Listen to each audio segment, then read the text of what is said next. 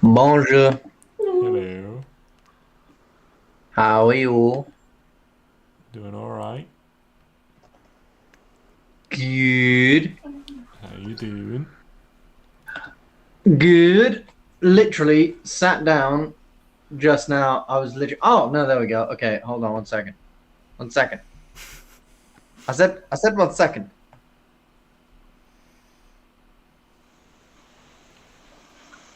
There he is. It's a boy. Aha! It is indeed a boy, and I shan't tell. Just there. Can't quite see it. But my keys moved it. Maybe that will boost it. There we go. Ah. Yeah. That's fine. It's fine. Hello. Apologies for the delay and lateness. But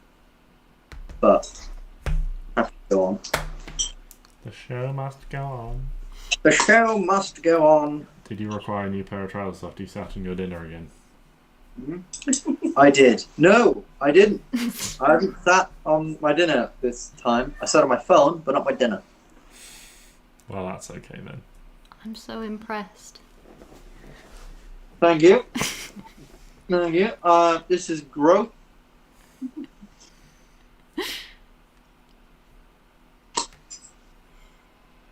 Growth indeed. Anyway, shall we begin?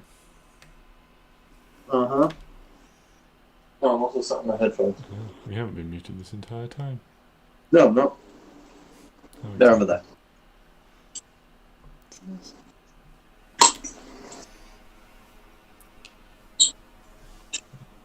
Yes, we shall begin. Begin. Just double check everything.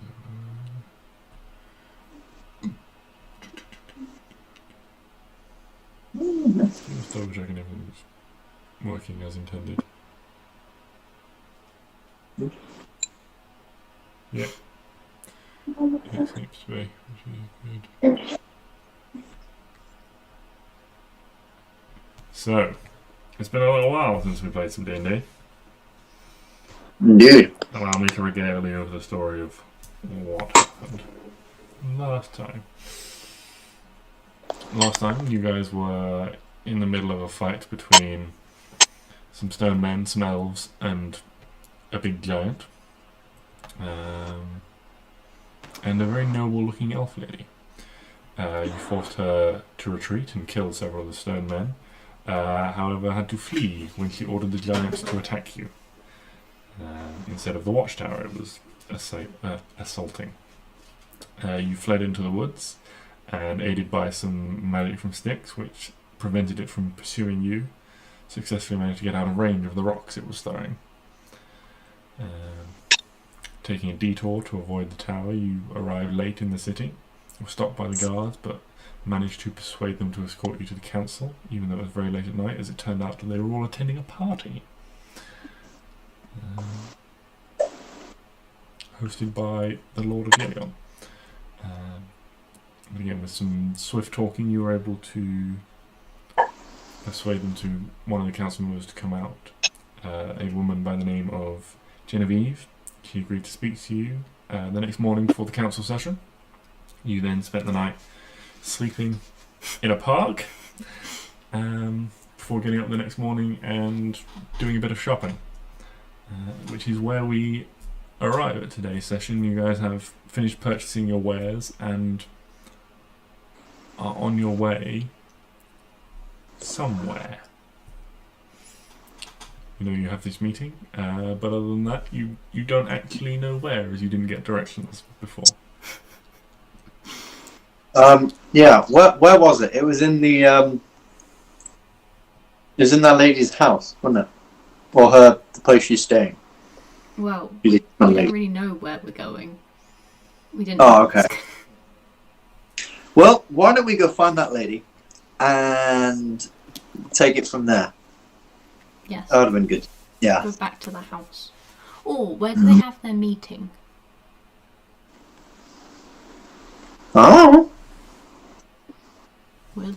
you to. We'll go back to the house. That's a good place to start. Like where? Do we know where they have their meetings? I mean, I thought that's the issue here. We'll go back to the house and ask. Well, I'm not entirely sure that'll go well. It's like, hi, where do you have your big fancy meetings with all the council members? Ask them for a friend. Indeed. So you head back, navigating your way as best you can by the light of day now, having traversed this way the previous evening. You eventually find this very large manor, and in the light of day you can see quite how grand this manor house is. Set a long way back from the road with hedges around it and large grounds spreading out in all directions. There are several guards on the gate as you arrive. Oh. Are these the same ones from last night? Do we recognise them? No, they look to be different guards. I see. Hello there, fine sirs. We have a meeting with several of the council members later on today. Organised by Lady Genevieve, that was it. I thought, for some reason, I was just watching Castlevania and he said Genoa. So in my mind it was Lady Genoa. Lady Genevieve. And we would like to know where we're meant to go. Could we please either ask the Lord of Yelion, or, I mean, maybe you guys would know where these meetings generally take place. Make a persuasion check, as you guys have slept rough after several days of travel and do not currently look your best selves. What are you talking about? I always look I think Stix always looks his best self. Hasn't showered since he was 10, but it's fine.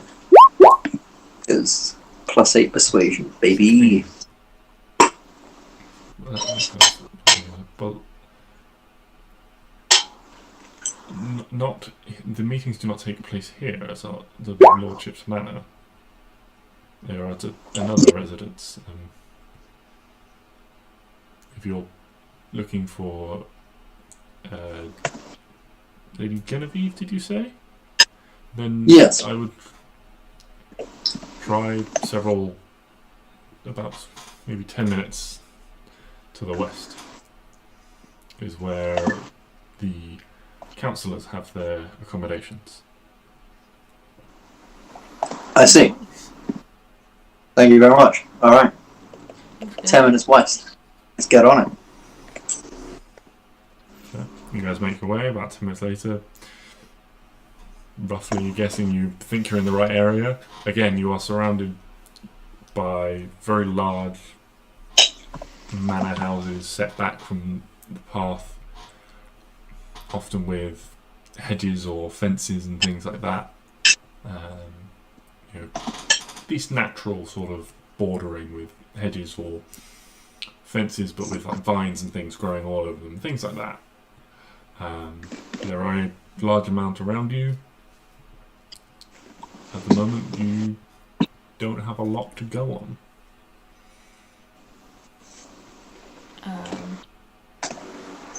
Is there guards or anything outside of them?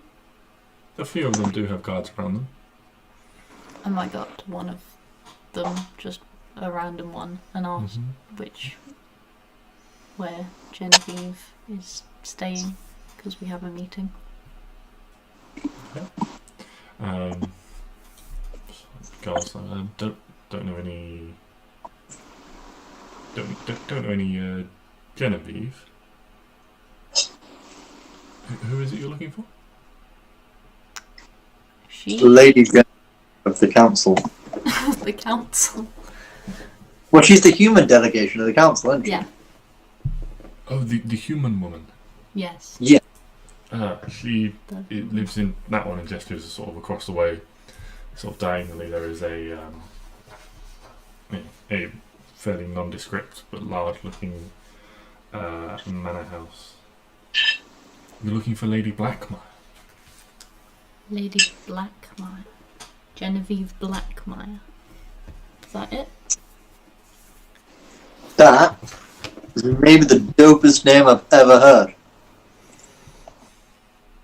Genevieve Blackmire. Damn. Alright.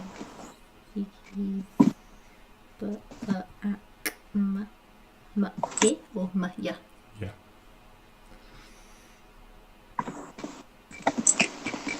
R-E at the end. Y-R-E. Oh. Rather than Y-E-R. Ooh, Yeah, and so you make your way over. There are some guards on the gate, but when you explain why you're here, you are admitted. And indeed escorted in. The manor is, let's say, fairly nondescript. The grounds are plain, without too much decoration or adornment or anything like that. And the manor itself is in the traditional style, with these large trees at the corners that reach up, and their limbs have been grown and shaped to form buttresses and supports and things like that. So you can see from the outside there's this structural element to it. When you knock on the door, a servant answers and shows you inside, and quickly coming down quite a grand staircase in the main entrance hall, you see Lady Genevieve. She looks much more plain at the moment. She's wearing, the previous evening she'd clearly dressed for the occasion, with lots of jewels and fine silks for the event, whereas she still looks very much a lady of fine, noble birth, but is a little bit more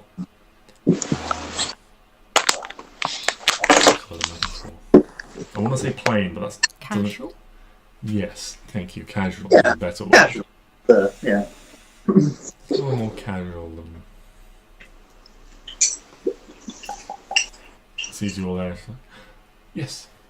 Well, I was beginning to wonder if you were going to arrive. It's a little bit late in the morning, but we do have a few moments before I must be off to the council. Sounds we didn't know where we were going. Arwen, while you're walking through the door, a voice in your head goes, hello, Arwen. Yes, Arwen. I got your message, although I don't think you remember how it works, because all I got was a lot of hellos. If you want to leave me a message, that's fine. I'll pick it up when I get back to the stone. Apologies, I have been in somewhat of a creative fug. I forgot to eat for 2 days. Got a bit involved in a project. I love her. What an absolute legend. I don't remember why we were talking to her, if I'm honest. We were asking her about purple worms. Oh, yeah. Okay, I'll quickly call her back. Okay. Leave her a message, of course. What do you say back? Sorry, I'm going to take this guy. Pull out the stone. I must hear all about your project. I want to know everything. Sounds great. Also, purple worms. What's up with them? Yeah, I had forgotten how to use it. Thank you for reminding me. You're great. Please remember to eat. See you soon. Okay. How do I turn this thing up? I don't know how to turn this thing up. I don't know how to turn it off! It's just constantly on dial. She's gonna get like this entire council like conversation. She's gonna be like, what the fuck are they up to? 3 hour long message. One of those where you start listening to it and you're like, is there going to be an end to this? Or it's like when someone calls you and they pocket dial and you're like, how long is this pocket dial going to be? I did that once with my dad. Well, I didn't do that. My dad did that to me once, and he was getting told off at work. And it was the fun. Oh, it was fantastic. Anyway, hello, Genevieve. Yes. Yeah, we're here. Come How does this work? So we have a little bit of time before the council meetings. Perhaps not quite enough time for you to freshen up. We'll see. It's fine. A sort of dark wood-panelled corridor into a small study. And settles herself. Rather than behind the desk, off to one side, there is a couple of small sofas. Settles herself on one of them and sort of gestures to you guys to take a seat.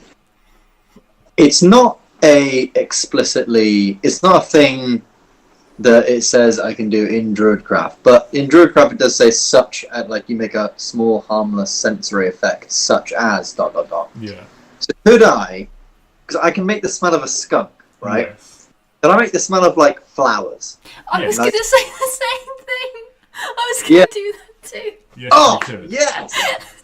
Can I like make that around sort of like us, just sort of like cast it over us a little bit, and then I'm going to use Druidcraft as well, because you can do like a little bit of you can do a little puff of wind, so I'm just going to constantly do that over like Klari and Arwen's hair as like a blow dryer. Get it. Get it. Yeah. You gotta look presentable. If there is ever a time for our group to look presentable, it's now. Blow And not dry like busy people. Klari and Arwen's hair. Yes, sort of. Just give it a bit of a freshen up, you know, and then, you know, nice flower smells, rose blossom and whatever the fuck ingredients and shit you can come up with. Yes. I can. Yeah. It doesn't say anything about a duration or anything like that, so you can say, yeah, you can allow yourselves to all faintly... Just hold my hand.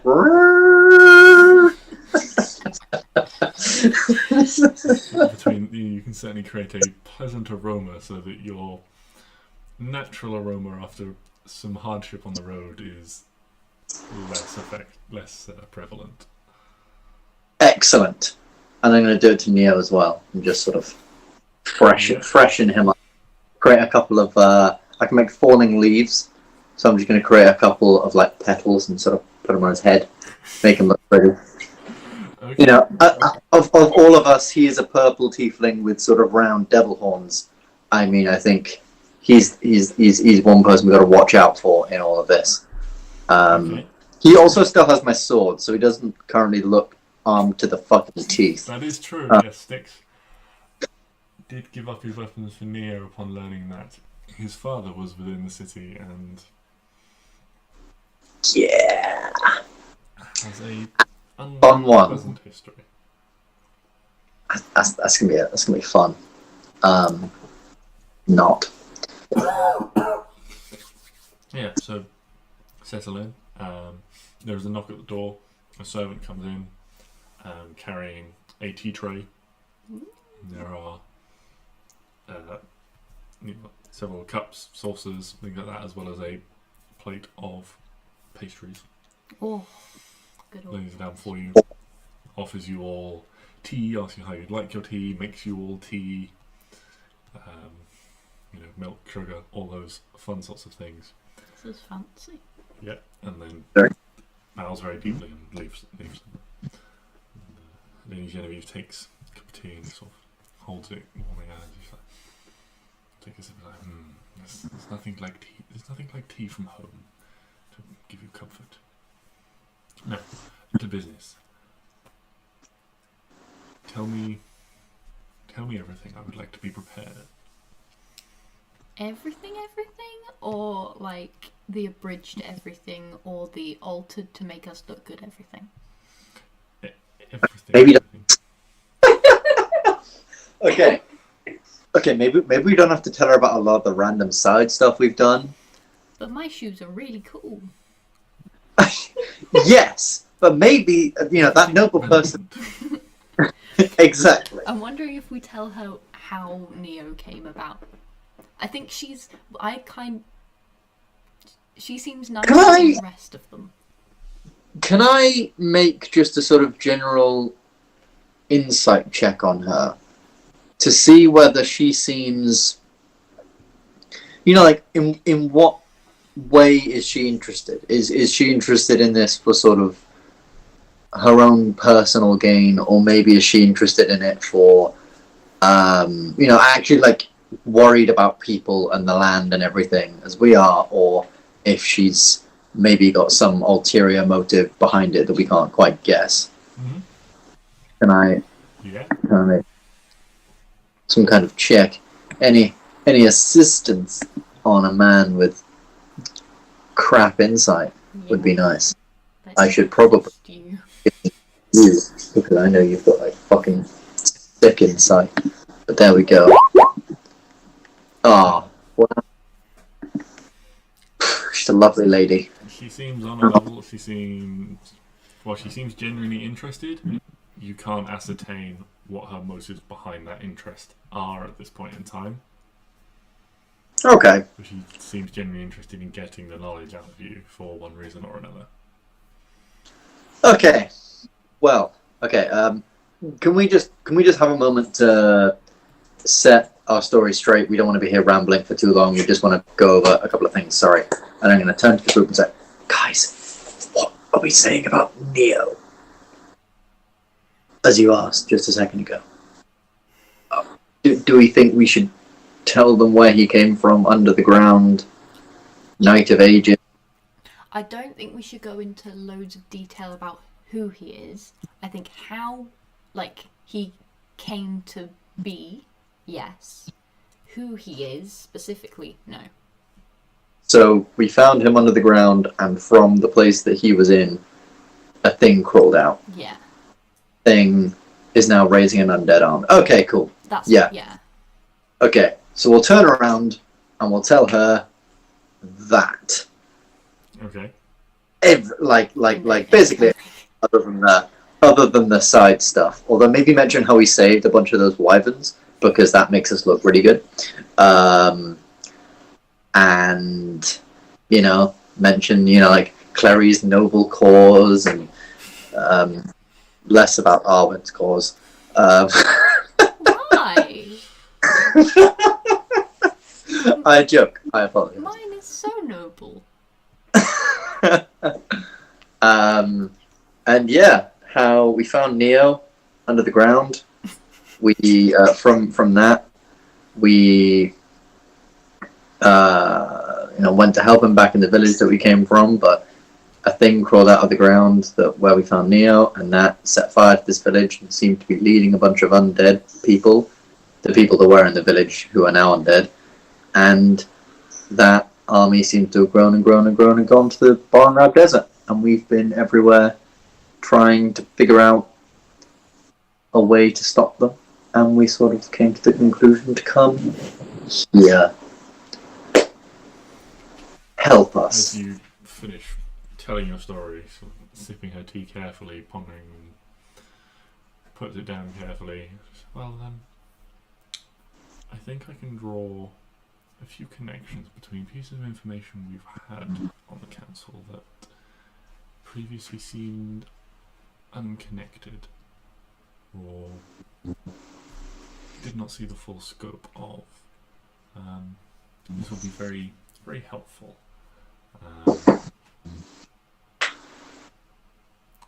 you would like to come with me to the meeting in, sort of checks a timepiece, so quite soon actually, I must rush off and change so I am presentable.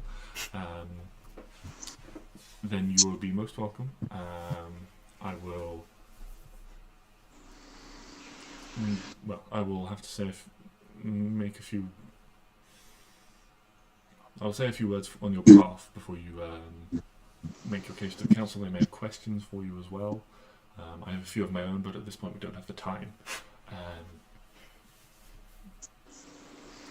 So we shall be off in, well, as soon as I'm presentable. He quickly sort of rushes out of the room, putting it, you see he's almost in quite a hurry. I see. Left to your own for a few minutes.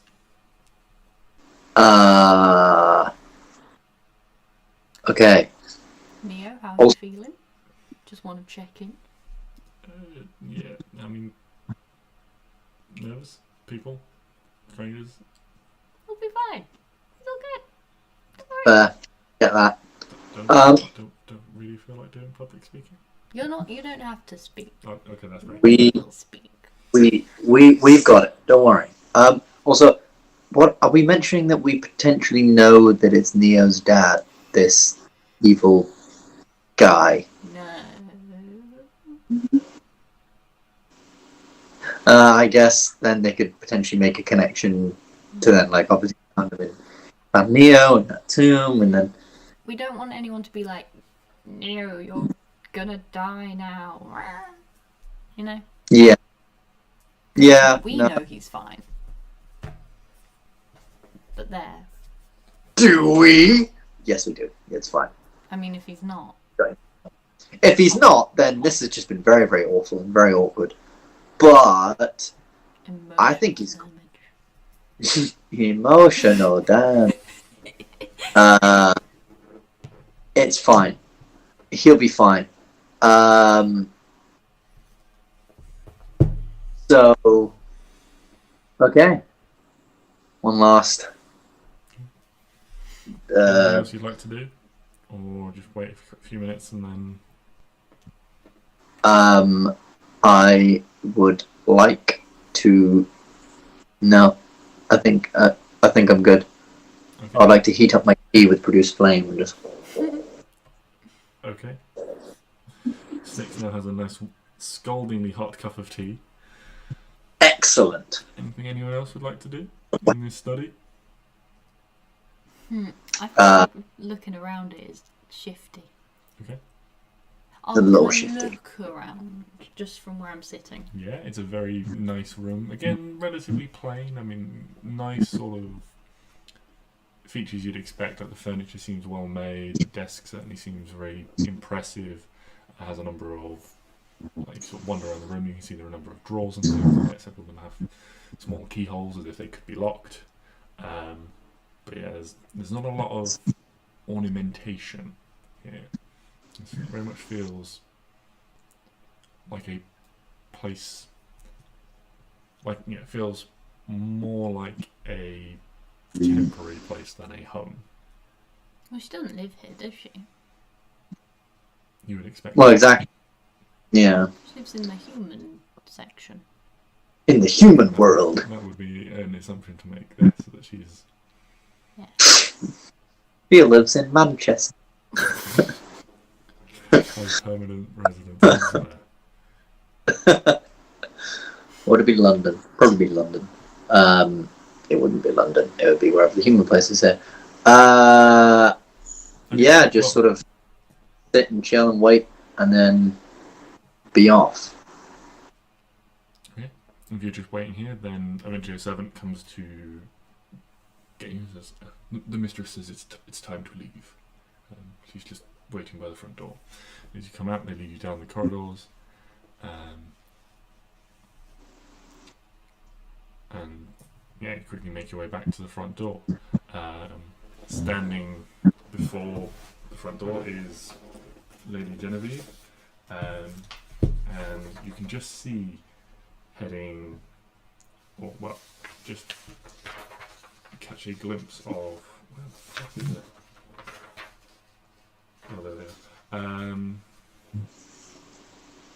another, again, dark-haired individual is standing quite close to Lady Genevieve and quickly, as he hears you approaching, quickly steps away, looking, sort of casting an eye as you're all walking down the landing at you, and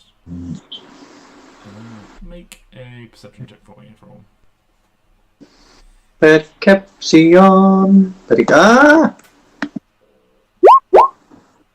I did a bad thing. That's persuasion. I can't read. But that was so You good. can take the roll. Ah! You can take Okay. the roll. What a great day. What a lovely day.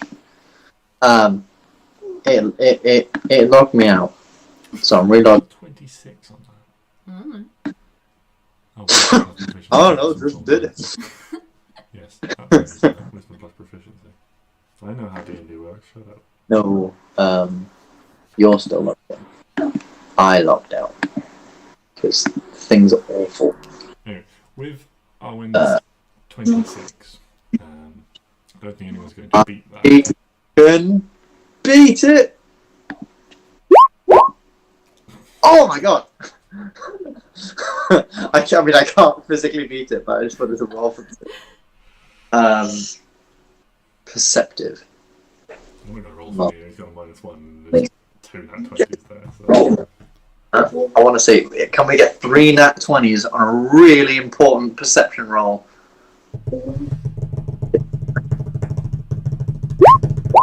Oh. Maybe Klari is talking to Neo in the back, and Arwen and Stix are more leading the way, which is why you guys pick on this. So as you come into this entrance hall at the top of the stairs, you see these two figures, Lady Genevieve and another unknown figure with, again, very dark raven hair, and standing very close together. And as they hear you coming, they almost quickly step apart. And Stix and Arwen, you notice the facial expressions the moment you guys enter suddenly become, they're not looking at you, they're looking at each other, suddenly become very stern and almost scowling at each other. Enemies to lovers. I love this.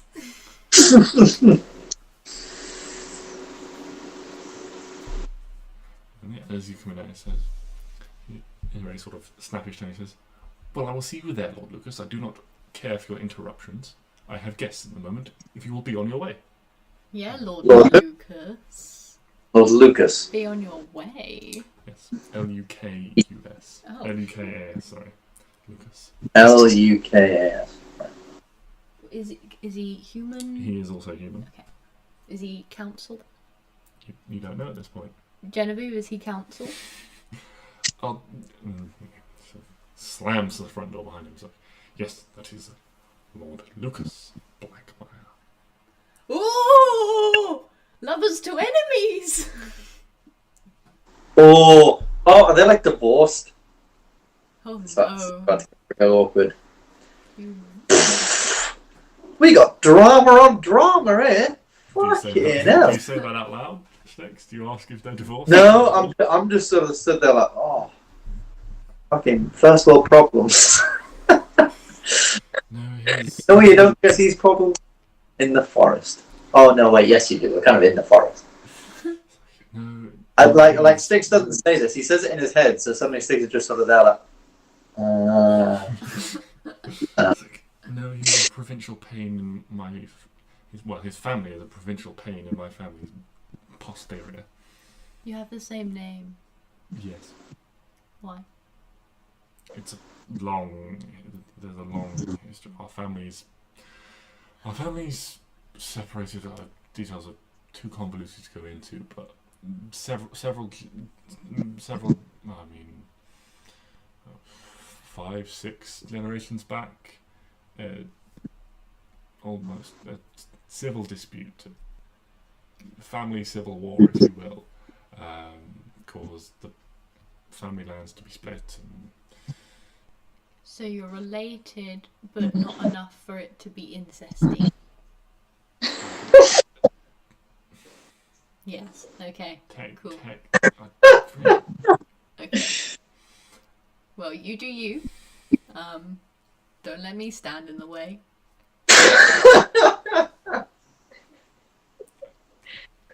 Don't know why you bring that up, but Anyway, moving on.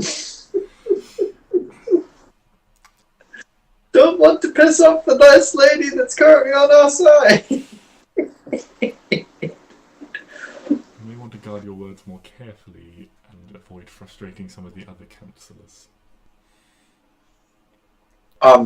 Anyway, she opens the door and just strides out. Just gonna happen.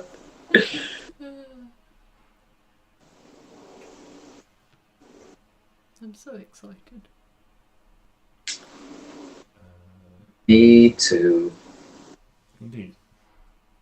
So, she escorts you, again, several minutes it takes to traverse between these manors, but leads you past a few of them towards, again, one that looks very similar. You pass several that look almost near identical.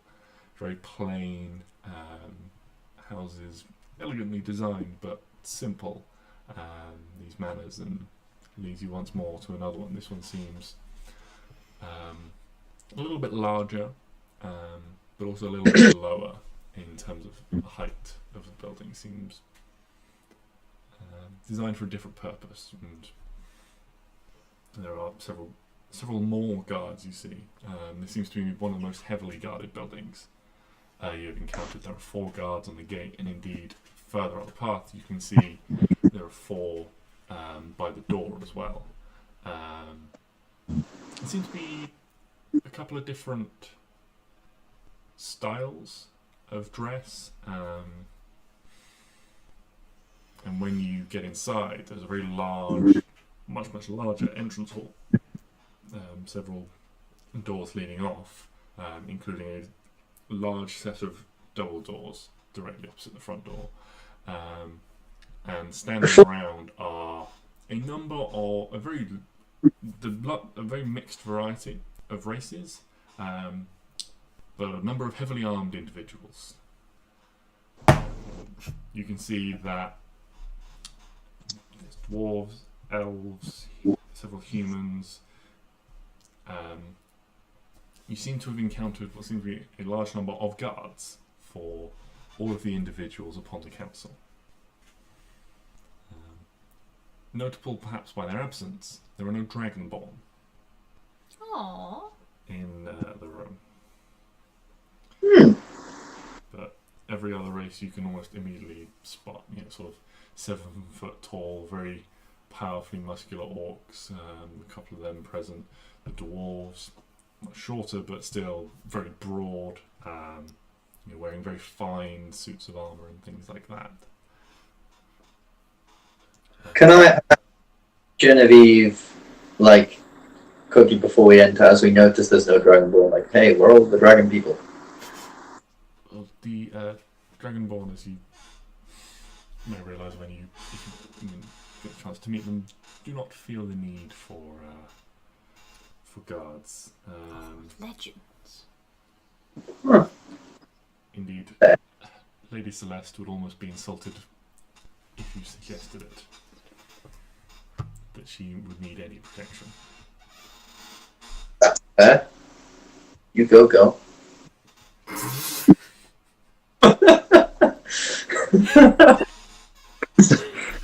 Oh no. Woman, God.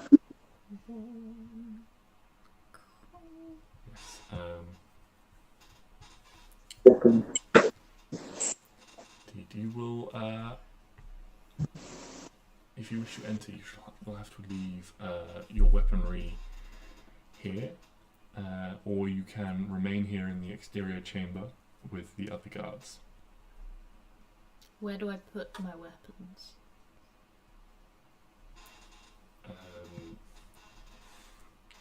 I shall have someone look after them for you. Okay. Waves the hand,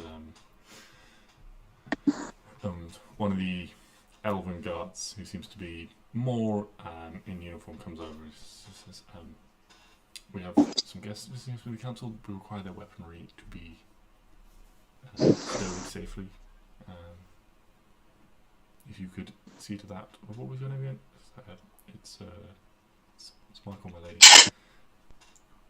Little Michael. Very good. Michael Mullane. Sort of gestures and just sort of like holds out his arms and. Oh my god, you're gonna need a bag. Oh, everyone put it in my bag. Oh yeah, the bag of holding. Okay. Okay, if I pull out a dead body. Oh wait, I actually don't have any weapons on me right now. I think I gave literally all. Yeah, Yeah. I think you have everything. So- So Neo looks like a fucking walking arsenal at this point. Neo, put them all in here, my man. He's just like sword, dagger, crossbow, glaive, other crossbow, other dagger, more swords. Just putting it all in. It's like one of those comedy scenes where it's just like pulling stuff out from everywhere. And then there's Klari like beside of him, just like up every cuff and collar and sleeve imaginable. Klari pulls out another dagger and another dagger. Like a man in Shadow and Bone. Something like that, yeah. You remember that scene? The crossbow. Oh, the dagger. The dagger. That's all of them. Just pulls out all of these daggers and into the bag, and then Arwen hands the bag over. So, and after almost like seeing the quantity of weapons, he looks a little bit perturbed. And then you hand him the bag. He's like, "Oh, as it's actually the weight doesn't change no matter what you put in it." So, Lovely. so you are escorted through into a small antechamber. There was a singular bench there, and then another set of double doors. And then Genevieve just asks you to wait, and then she makes her way through. And as she opens the door, the sort of general babble of conversation that you could hear coming through the door increases as it opens, and then is diminished again. Excuse me, as she shuts the door behind. Oh, excuse me. And you guys are left in this small antechamber, just waiting for a moment. And then the chat on the other side seems to die down, and you hear a voice addressing the group as a whole. It's like, now everyone is here, finally. And you recognise the voice of Lord Lucas once more. Ah, fucking Lucas. We can begin. It's like, are there any new matters to, and the council meeting gets underway. You guys do hear, well, make perception checks for me, and we'll see how much you guys can hear through this door. I thought we were in the room. No, you are in a little antechamber, so it's like entrance to the building, big entrance hall, Okay. set of double doors, through the double doors, small antechamber, another set of double doors. I'm deaf, apparently. Oh my god, we're all just.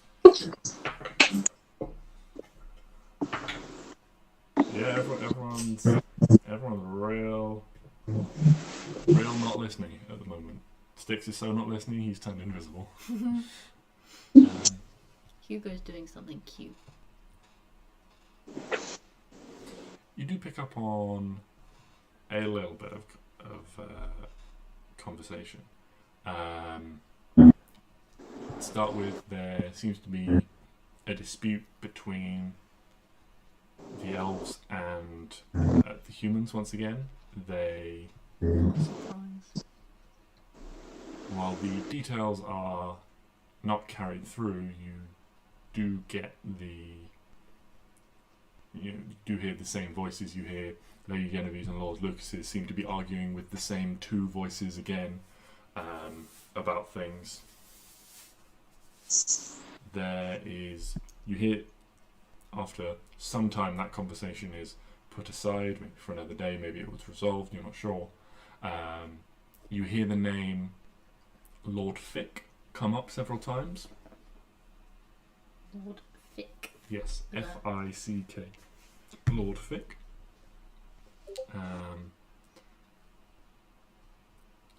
But other than that, you don't get much more. You also hear a little bit later the name Lord Brimboth. At this point, some very sort of deep voices seem to be chiming in, potentially Dwarven. You seem to be leading the information on this. And you also get the names of, you hear the name Lord Kokir Malton. K-O-K-I-R. Lord Kokir Malton and Baroness Rock as well, and the words Civil War. This is in relation to the dwarves.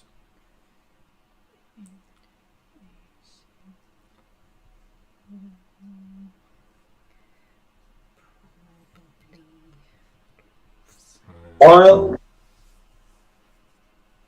we are within this chamber, Yeah. do I perhaps happen to recognize anybody? Oh, Not any a small person in antechamber. There are. there, so we can just like hear. You can We just only- hear voices. Yeah. You maybe would have recognised one of the voices at the start when it seemed like the humans and elves were arguing. You could certainly recognise Lady Genevieve's voice and Lord Lucas's voice, as they seem to be arguing with two individuals. Indeed, one of which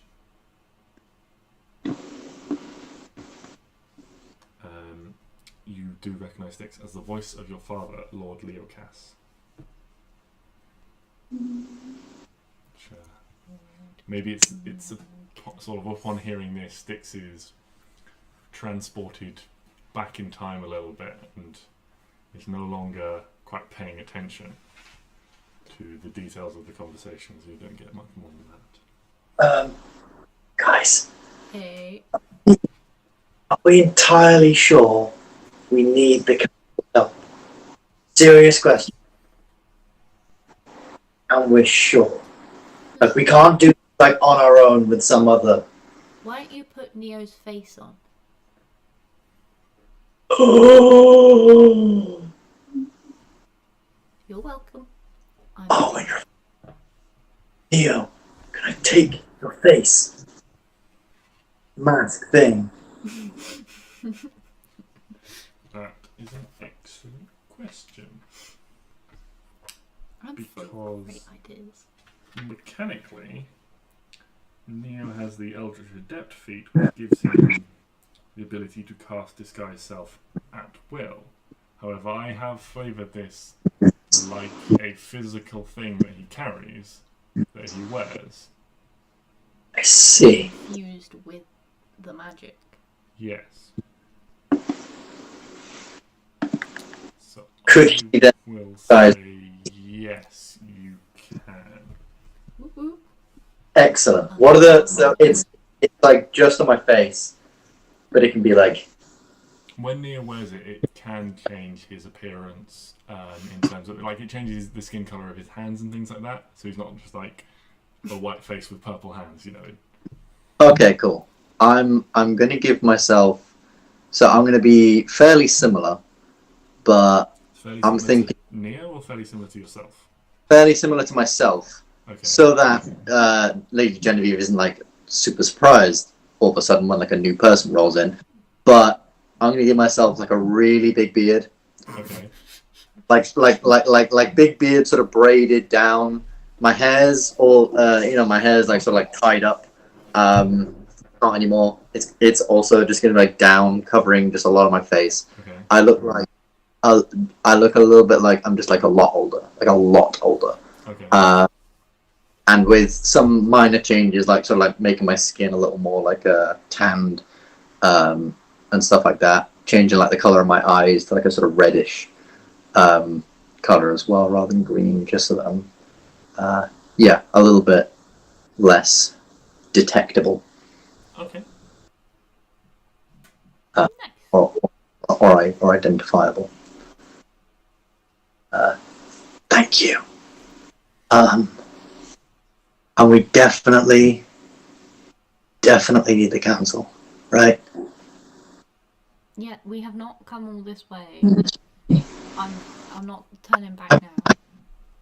I mean, I thought we were, I just thought maybe, it's about the journey, It's a lovely story to tell people how we went on this grand trip. No? Yeah. No, it's not. My feet hurt. Okay. These shoes are fancy, but not for walking. Well, then... That's fair. Well, you've got plenty of shoes. Why didn't you ever take someone with walking shoes? Because walking shoes aren't cool and fancy. But would they have been better in the situation? Would they not have been useful to nick off someone at any point?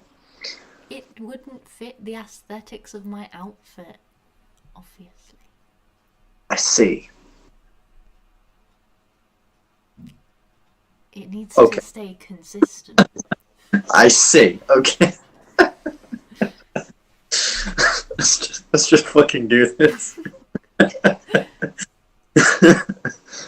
Oh God.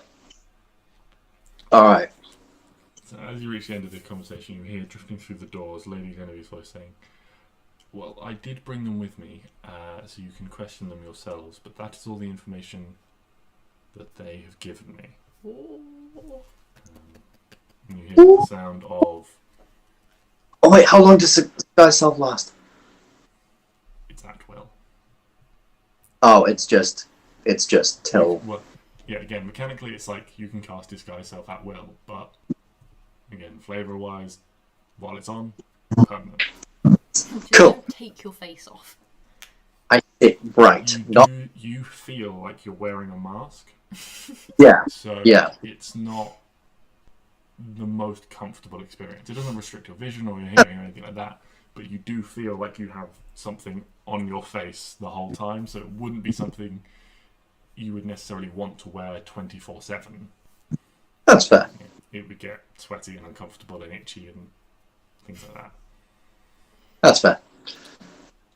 Cool. But yeah, you hear sort of a heavy chair being pushed back, and there's almost this sort of clack on the floor as footsteps approach, and it's pulled back, and this incredibly tall figure is standing before you. You all have to look up as this large, like, one of the doors is opened, and you can't see all of him. It's this is incredibly broad and tall green dragonborn.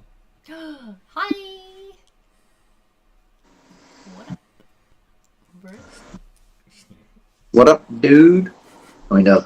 What up, dude? Looks down and just like, come in. Turns back and just stomps back to the table. And again, you can hear there is this sort of clack of claws, and as he turns, you can see that one of his arms is missing a hand. Oh. There is just a sort of a like scarred, and the scales where it is sort of all tapered to like a white over the stump, and things like that. And even in this, even though he's not carrying a weapon, you can see that there's an incredibly large scabbard across his back that Stix, you would recognise, would fit a greatsword.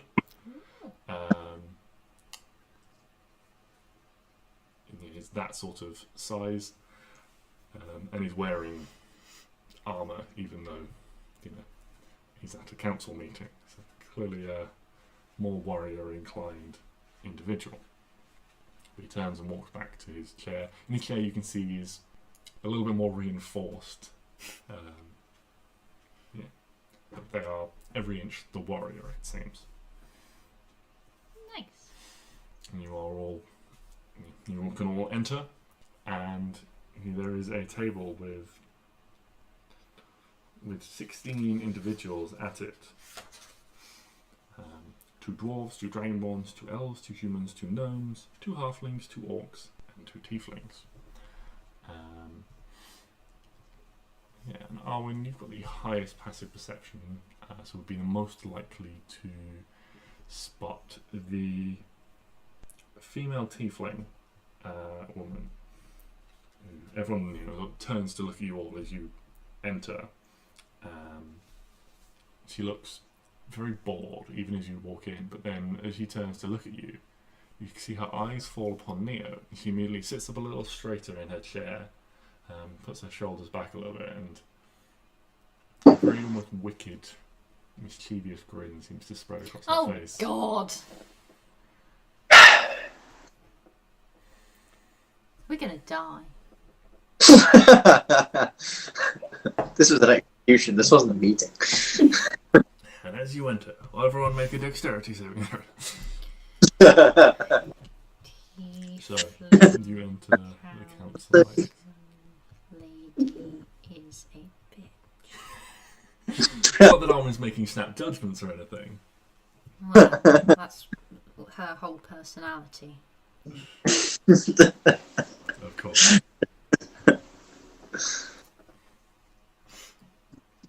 Proceed. So you enter. Rose. Yes, and you also see the look on Lady Genevieve's face and Lord Lucas's. He caught a brief glimpse of you, just a little bit puzzled, but decides not to press it at the moment at Stix's appearance. It's fine. I'm just going to play it out. And so indeed, and as you walk in, you can see, leaning back, he's got a goblet in his hand, Stix. For the first time in many years, you lay eyes upon your father, and he hasn't changed. He hasn't aged a day, it seems. In the 10, 15 years since. And you just almost cast like a lazy, almost bored look over the 4 of you. Fight. Fight.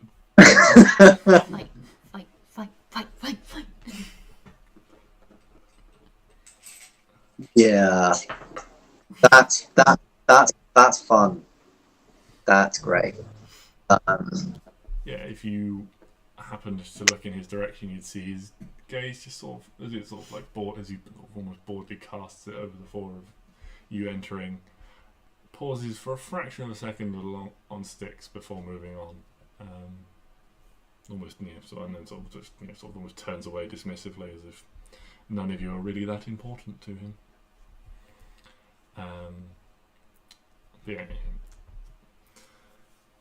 And at this point, Lady Genevieve stands up and is like, "Yes, and so I do have a couple more things to add in light of this, but if any councillors have any questions, now would be the opportunity." Hands up, please. We'll pick you.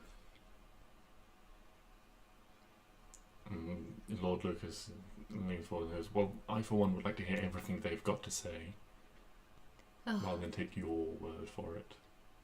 We repeat everything. Indeed. You spend some time going over everything. It takes you maybe 10, 20 minutes to sort of get out everything, with a few sort of stops for interruptions and questions here and there. One thing that does catch your eye, as you're telling this story, one of the halflings is not paying any attention to you at first, it looks like. He's looking very intently at the other one, and the other one is staring at you all as you speak, and she's constantly moving her hands around. And after watching for a minute, you realise that she is communicating to him everything that's going on. He appears to be deaf. I think during this entire thing, my eyes are constantly flicking over to to Lord Leocast. Just like, see what he's reacting to like all of this. He seems to be paying relative, attention to the situation.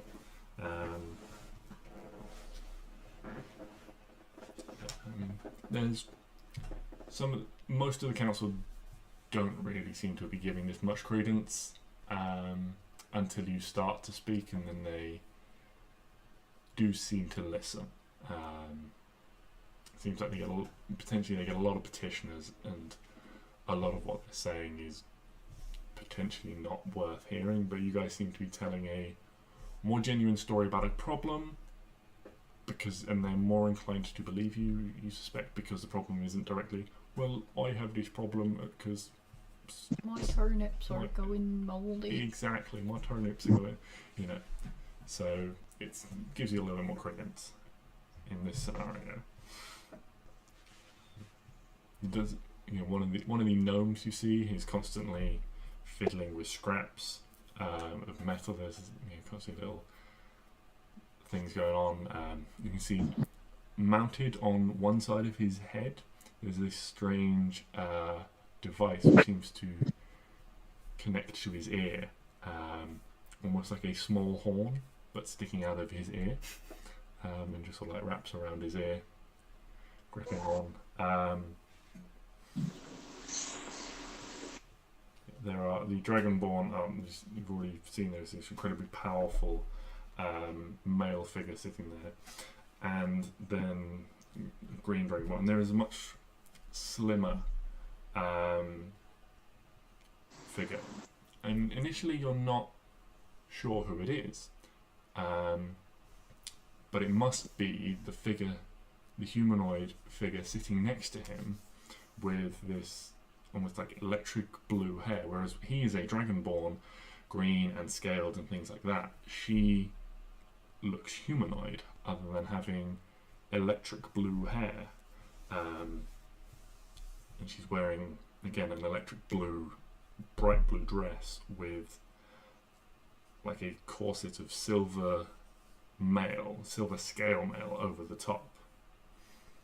And she's just sitting up very prim and like very straight in her chair, listening quite intently. Nice. So you make your case, and then as you finish, Lady Genevieve steps in again and says, I believe having had slightly longer to ponder this, I have drawn a couple of links between recent events.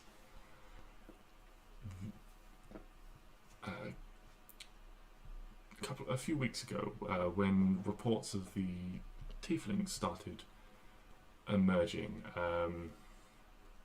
we sent emissaries to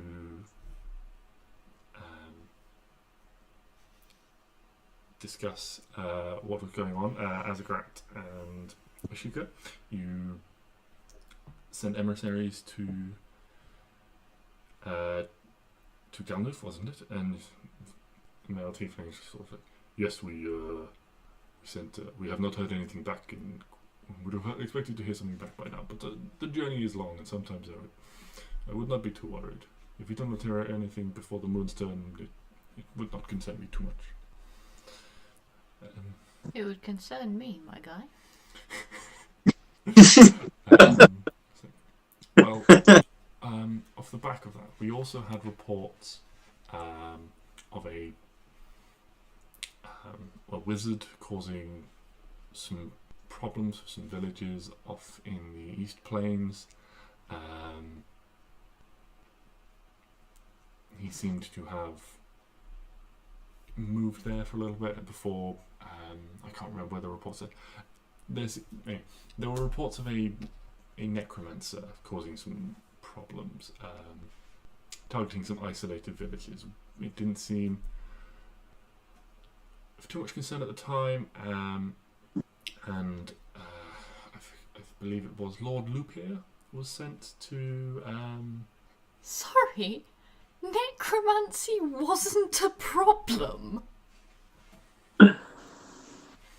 I mean, different different views of necromancy. Some people think it's not so shabby.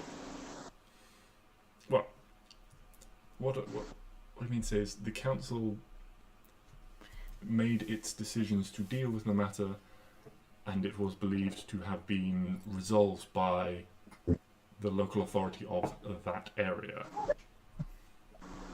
Right. The council deals with issues of a potentially grander scale. A few villages being troubled by... The dead? Well, a few villages being troubled by a wizard is not something to get the entire country up in arms about. Again, there is potential civil war brewing with the dwarves. And at this point, one of the male dwarf sort of chimes in. He's got a very large white beard, looks quite old. It's like, yes, and if civil war breaks out, then who knows how many will die. I mean, a lot are already gonna die, and probably a lot of your people are gonna die because of this guy that's, you know, undead. It was believed to have been dealt with. The problem of succession of Lord Brimboth's many bastard children is currently ongoing. That's a bit rude. Lady Genevieve sort of chimes in. It's like, well, that aside, it seems like potentially this has not been dealt with. Has anyone received? Sort of turns like pause the strings. Lord Lucas, perhaps have you heard anything from Lord Luke here? He was going to take a contingent of knights, I believe, to deal with this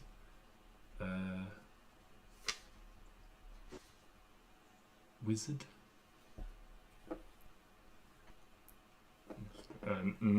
Yes, he was going to take a group of Salathiel paladins from Rosenzen, I believe, and no one has heard anything for a little while from him. But no news is good news, I suppose. Or no news is very bad news. Is no news good news? You people are delusional.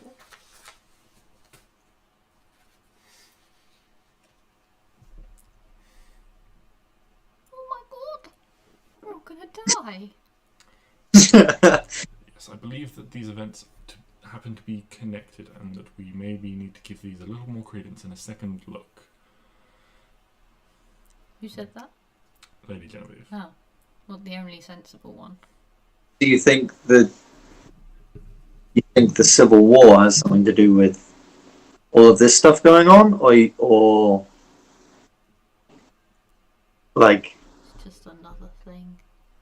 Because I get that maybe actually a necromancer could have something to do with this. Maybe whoever is leading this army of undead is hiring, you know, got a job offer out on LinkedIn. But the male dwarf was like, no, this civil war is far away to the south. I mean, just between two of the. Allow me to explain. Lord Brimboth was incredibly rich, but also a renowned philanderer. Sorry, a what now? Philanderer. What's that? he got around. Yes, He was a what? got around. He He had a lot what? of children. With a lot of people. He was unmarried. Rich and a slut. That is Next. one way of putting it. Two of his children are claiming succession. Lady Enrica Moulton of Lord Kokir Molten, the Lord of Moltenheim. He's almost saying this like as if this information should be the most obvious thing to you, that you should know these people. Ah, yes, Wardenheim, of course, yes. One is the son of Baroness Rog. You know Baroness Rog? Yes, of course, Baroness Rog. We go way back, yes. Right. Gosh. I'm a bit lost, my guy. Both are claiming both territory far to the southeast of the mountains. But both hold powerful seats and have many vassals, and if they all decide to push their claim, then it will mean civil war. I mean, I'm not going to tell you how to run your people, and this seems like a different thing than I have come to talk to you about. But maybe don't involve your people, and don't make them die for some random shit that no one else cares about except you. Thank you. They're not my people. Well, They'd be the vassals of Lord Kokir and Lady Rog. Are they in your domain of land that you are the council of? I do not own a domain of land. You know what I mean!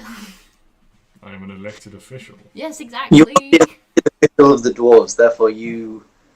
Surely there is something that could be done here, because I think we need to be fighting on a united front. Yeah, not against each other.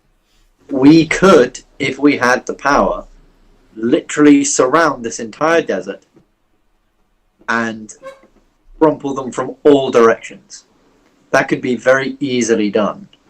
And from the inside. And from the inside. If we could all just communicate and cooperate. Exactly. When you say you could surround the desert, there is a chuckle from several individuals on the council. I'm gonna smack them all.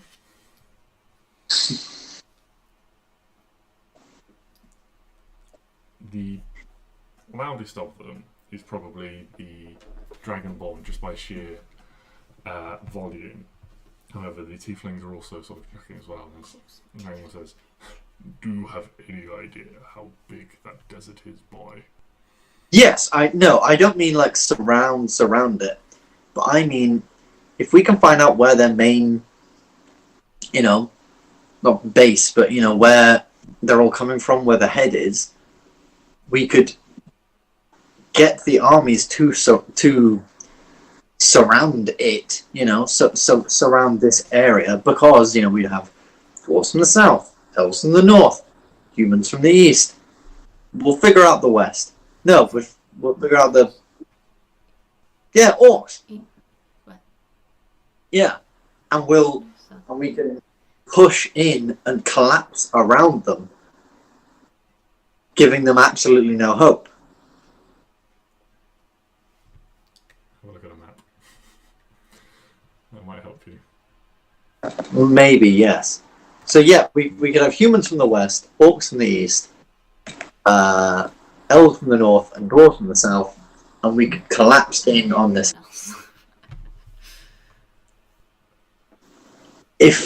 Because Jarmuth is pretty close to center, I think. Well, near the center, and I'm assuming that's possibly where they're forming or gathering. I don't really know, if I'm going to be honest. We could try and find that information out for you, and then just as long as you guys could say yes, then we will collapse around them and absolutely destroy them. But that seems to be, to me, the only way we're going to get through this. We don't know their number. And I don't know if any of you have fought undead, but they do tend to have a habit of not staying dead. And not particularly caring if they die again. That is something that their forces and your forces will have a very, very big difference on. different in, different of. And that makes them particularly hard to take down. So we will need cooperation. We will need unification on this front.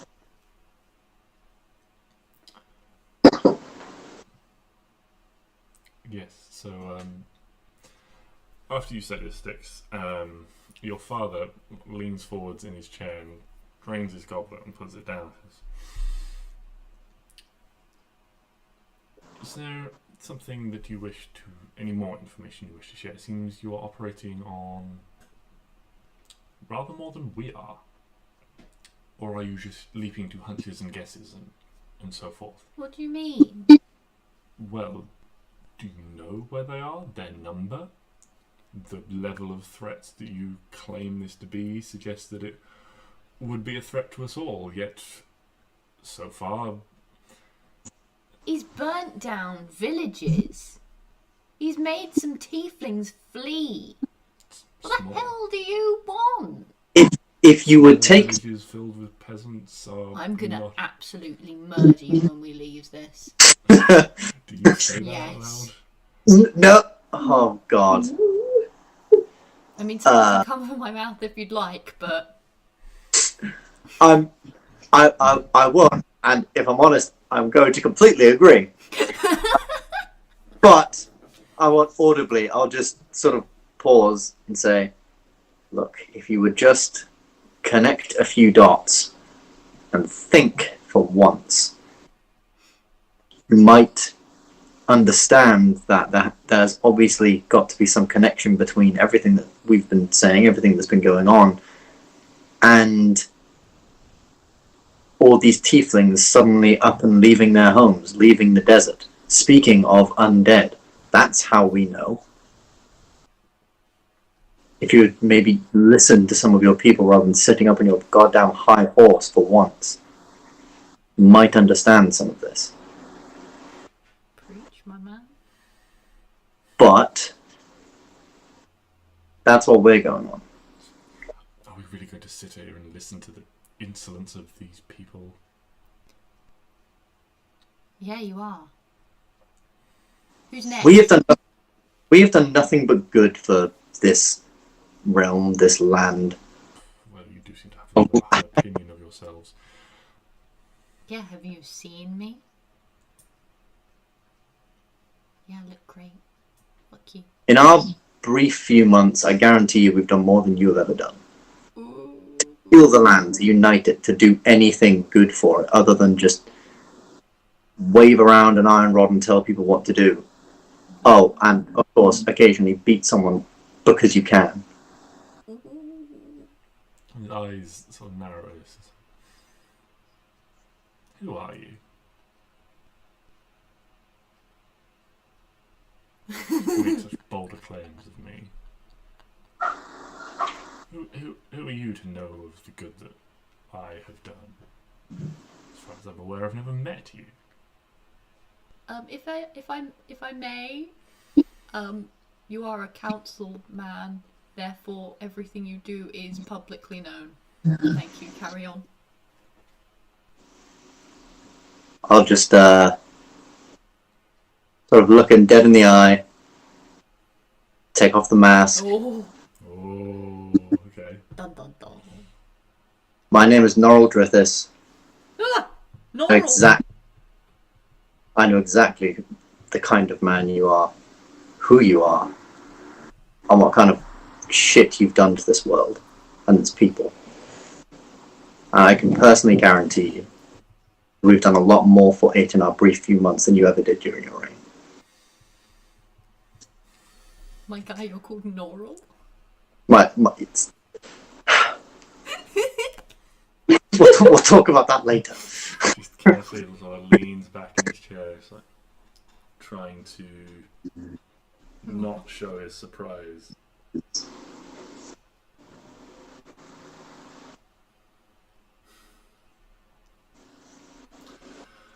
Well, I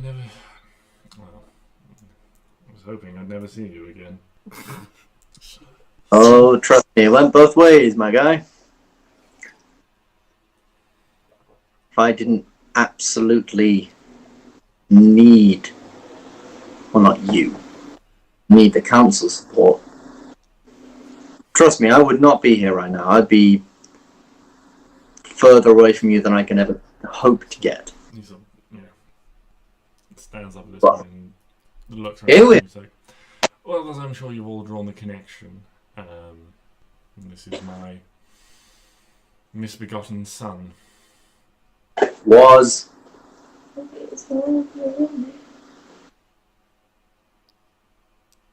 you made up a name on the spot.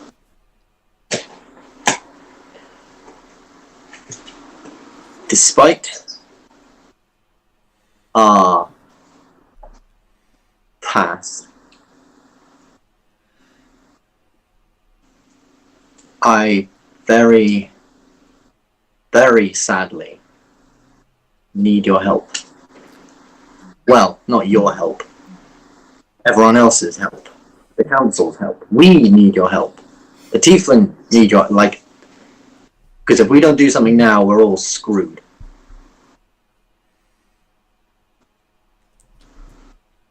Tag you in, Owen. Just a side thing. What are the tieflings up to while this is happening? Because she looked like a bitch. She did look like a bitch. But you carry on your... Well, as I was about to get to, the male tiefling sort of slams his fist on the table. He's just like, what has any of this got to do, what your family squabbles with our people? Based on what you've told us, they are in trouble. We must do something. That's what I'm trying to say. And that is what this idiot is trying to, well, disprove. I'm just saying, surely this council, I mean, is this some kind of democracy? Surely there's some kind of voting system here. Well, the female tiefling leans forward and says,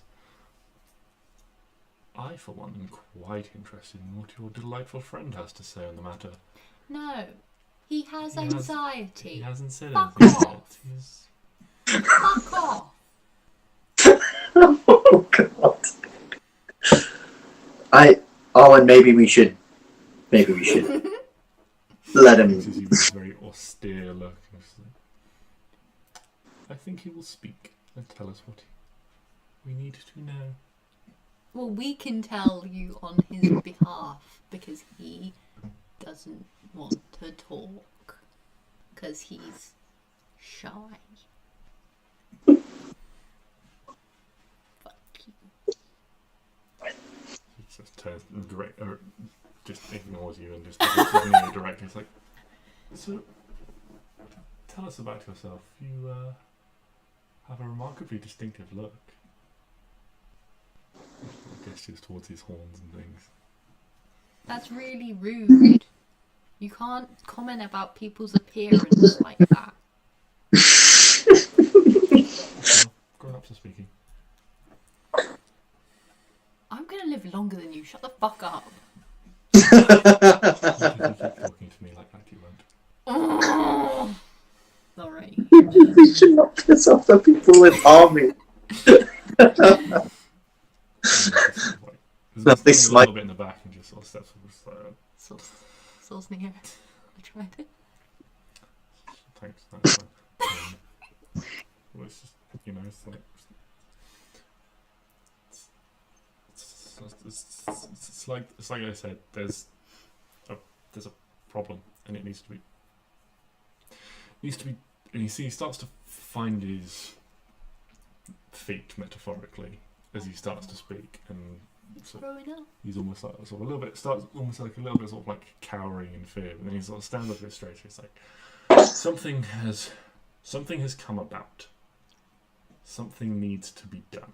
We have come to you as a group to seek aid. Yes, we do not have all the facts. Things need to be found out. As Justice towards Stix's father, his lordship said that we do not know everything. As it is a harsh place. Only, he looks at tieflings, only the strong would survive there. And you see them, at this point, they both sort of almost have like quite sort of almost little smug expressions at this flattery. It's like, we will need to band together, pool our resources, find out the threat we face. My memories are not intact still. Arwen and Stix went out, and Klari went out of their way at great personal expense to try and help me. Just one individual. If everyone cared about one other individual as much as they seem to care about everyone, things would go a lot better. What are you going to do about this threat?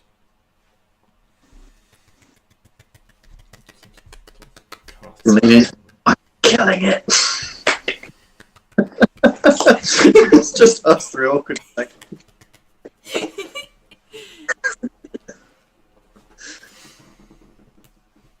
So,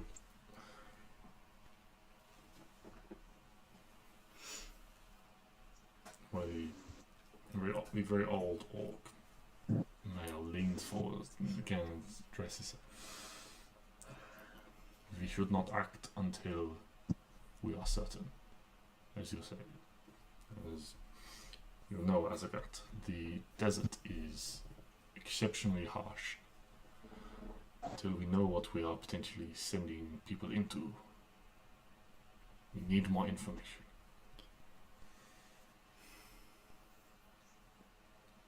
That's why we have to come in and do everyone's job for them. I mean, to be fair, we would probably do this job a lot better than other people. Yeah. Maybe. I don't know. I wonder if I could get a stone. Oh wait, no, we have message and stuff, don't we? Sorry, carry on. Oh, Yeah. get you some time pushing, lads. Off to the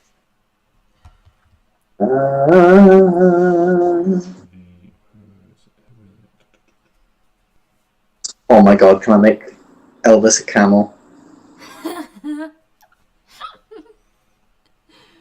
I just awkwardly give him two like humps on his back. He's still got the face of an elk and the antlers, but just two awkward humps. No. You got yourself a booster seat. Yes.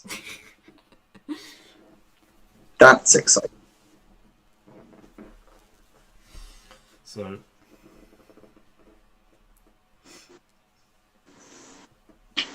at this point, the elven female council member pipes up and, well, it seems like we have some decisions to make. If you have accommodations, then if you could let us know and we will send a message to you when the time is right. The park. And the flower bed. I think we should find some better accommodations Okay. than the flower bed in the park. These noble warriors coming to the council slept in a local park last night. It got kicked out by the sprinklers this morning.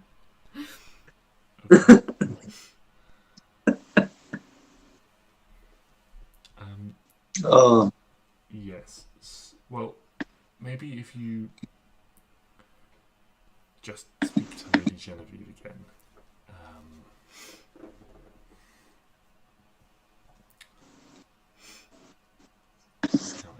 If you'll excuse me, everyone, I have some personal matters to attend to. As you all know, my husband's father is very ill. And he had cancer last night, so we are dealing with the fallout of that. Who is she? She is the female elven council lady. What's her name? You don't know? What's your name? What's your name? I am Lady Bloston. Blossom? Bloston. Oh, Lady Bloston. What? If you don't mind my asking, I'm terribly sorry to intrude. What do you mean by episode? Well, my Black husband's and father white. is old and rather ill. A very powerful sorcerer in his day, but he's not quite what he used to be, and sometimes things go a little awry. It is one of the reasons he shoots a look at the two human members. Why any agreement made with him is not legally binding. Ooh. Tea spill. Come on. What happened? Maybe we shouldn't do that in the middle of a council meeting. Oh, we're doing it here. At which point he sweeps from the chamber, Okay. and various council members start to get up and go about their business. Genevieve. As they're sort of all leaving, it's like, Lord Lucas and stuff. We will reconvene for the afternoon session as normal. We apparently have some decisions to make. Lady Genevieve, would like to have a moment of your time. The kiss in the stationery cupboard. So yes, of course. But allow me to see these people out, and I will come back and speak to you. And everyone sort of makes their way out. Lady Genevieve escorts you out. As a number of the council members are making their way out, they are escorted. The guards sort of stand up and flank them as they leave, and they head off in their various directions. So, what did you do with this elf ladies? The husband's father? Oh, that's just a bit of dispute. A lot of dispute. There was an agreement signed to give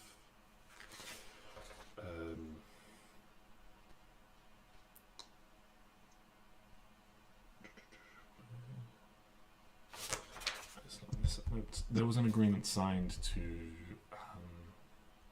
allow a certain amount of deforestation along the borders near the lake.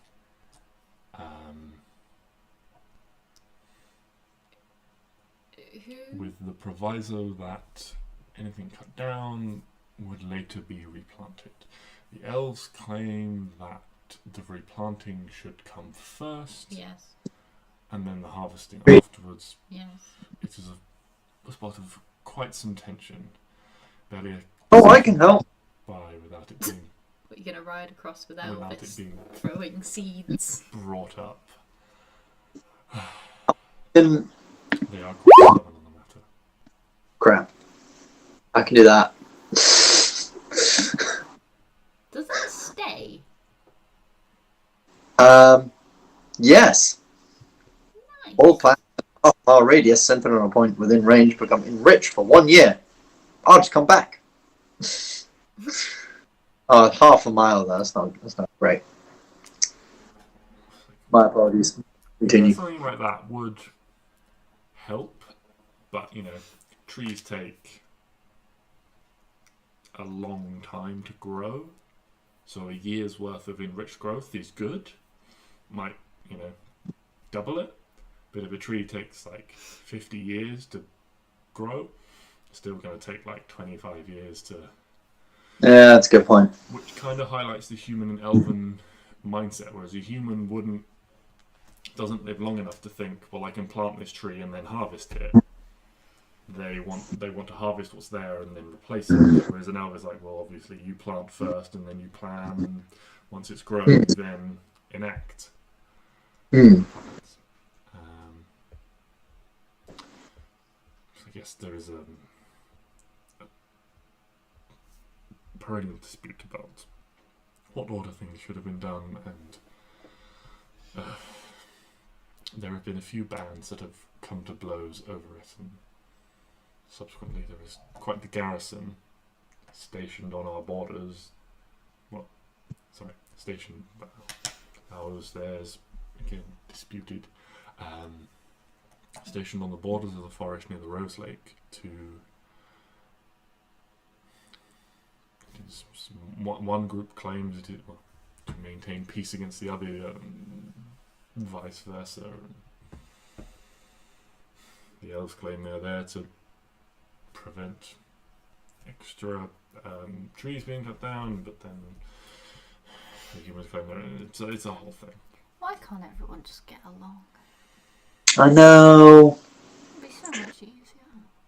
Crazy. As my father was fond of saying, everyone is bastard-coated bastards with bastard filling. Bastard. I like that saying. Sounds delicious. I like to be a little bit more optimistic, but... Oh, no, I would have got along with your father. I'm a pessimist. Anyway, yes, you have some accommodations to find. I have to speak to Lord Lucas. I will await you. Perhaps you would like to have dinner with me. Yes. And a sleepover. I will tell you everything that is. Well, I will tell you what the council has, if the council has decided anything. And a sleepover.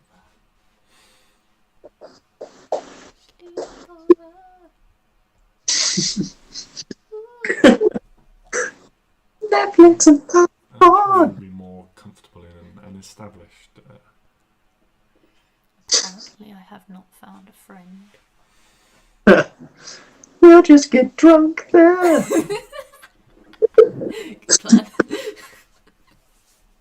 Been a long day. And so she escorts you out, leaves you to find your way, and heads back inside to speak to Lord Lucas alone. Ooh.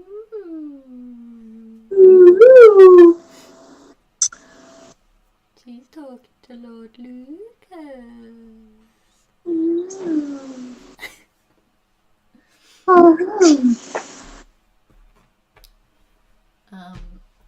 Is there any places to stay close by, or are they all like really far away? You asking her this before she leaves? No, I'm just casting my eyes around. I want my weapons back. Yes. Mark, or whatever your name was. Yeah, you can all collect your things. He just gives you back your bag, and Thank you. It takes about 10 minutes for Klari to draw and hide every single dagger upon her person. Don't accidentally take out a head. We might want to do this when we get somewhere not around loads of guards, just in case. Maybe. I don't know if there's still a head in there. Oh, There is, but that's a pretty good point. be too careful. Hold on, okay. I have a pretty good way of finding out. But we need to go. Yeah, let's go somewhere a little more hidden first.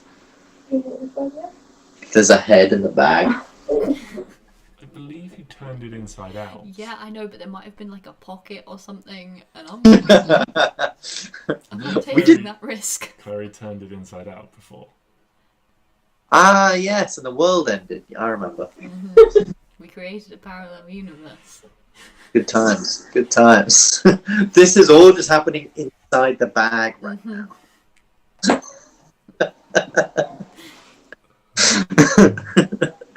Now there's a plot twist.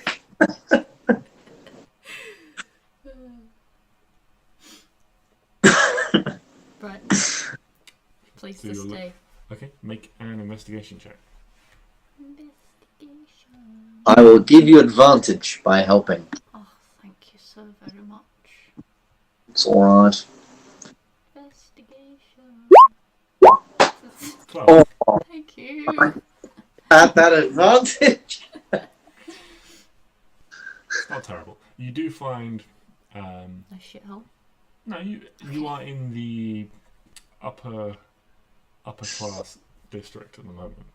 You found some places before, but they were shut at the hours you were walking around the city, and so you do find that they are now open. Indeed, what catches your eye is the abandoned flagon. Abandoned flagon. Mm-hmm. Okay, can we all just remember I have 3 gold pieces to my name? Literally, I was gonna say you're gonna have to bunk with someone else in this high upper class area. So, Klari! You got loads of money, right? I've still got a bit of money. A bit of money? A bit of money. You make me look like I should be living in a cardboard box.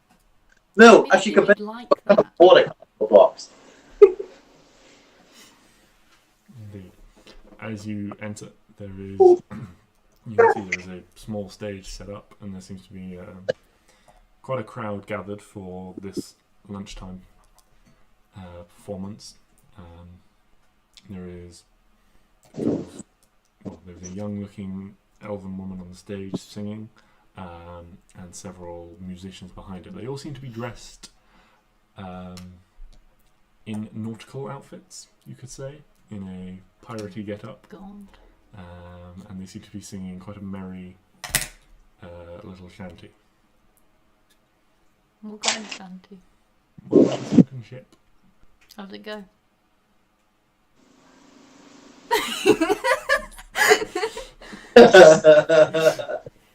There was the name of the ship was a police.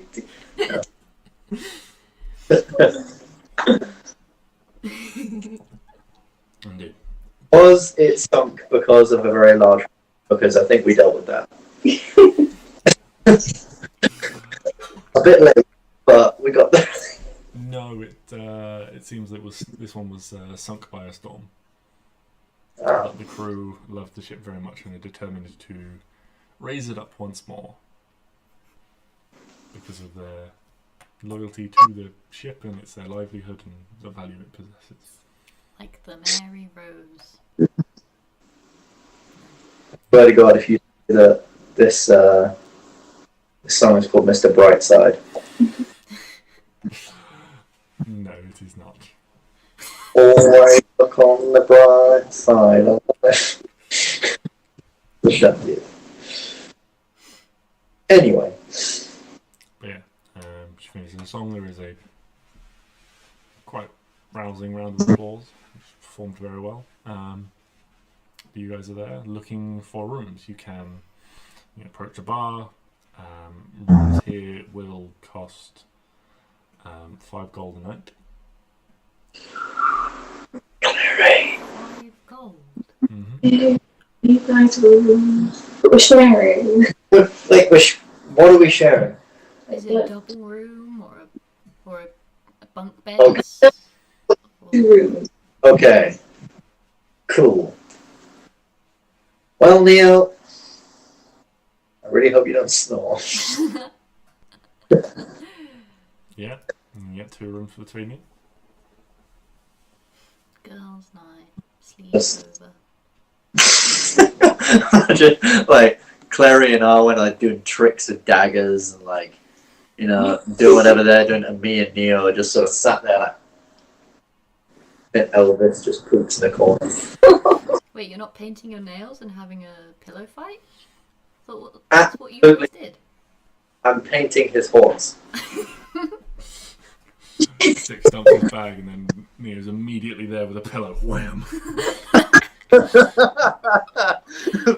Divine smite. I forget the rules. Can I divine smite with a pillow? Technically. Okay. It's an improvised weapon. Sent him out the window. Weird check. Oh my god. Pillow fights between paladins would be the best thing ever. Oh my god. I mean, you've got That a would whole be good. night.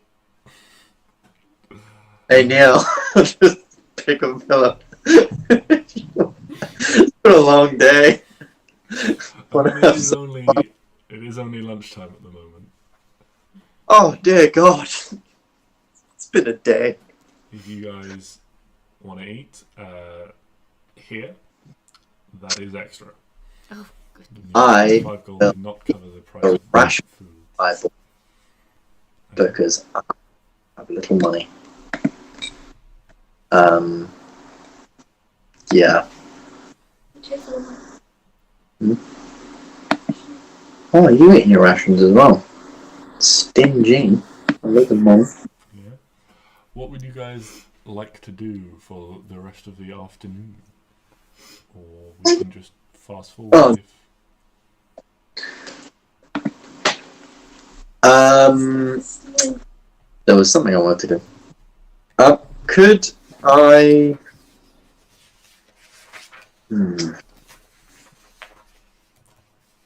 Can I find out so we're like now waiting on the council's decision, right? Yeah, you're waiting. So do we know how long that might take? Well, Lady Genevieve has invited you for dinner this evening, where she will give you an update. Other than that, you don't know. So you guys can wait and see how long that takes. Lady Genevieve might be able to give you a better idea of a time frame this evening. At which point you find out whether or not it might be hours, days, weeks. You know, you'll find out sort of how quickly the council moves. Stix, if you're planning a hit on your dad, I have a great bow. Lots of range. And hide. I mean, I wasn't Oh, gonna kill him here, oh, but bit no. suspicious. Yeah, got you. I feel like, you know, the grand old saying, if you kill a monster, the amount of monsters in the world stays the same. It's fine. I am already a monster. I'll do it. Oh, then it kind of works out, actually. No, that's not bad. And I rub my chin as if I've still got that luxurious braided beard. You are in a large city, so it has various districts. If you wanted to do anything else, more shopping, research, those sorts of things, you currently have an afternoon and then potentially a few more days ahead of you. Well, I obviously at some point wanted to go and speak to Aramis.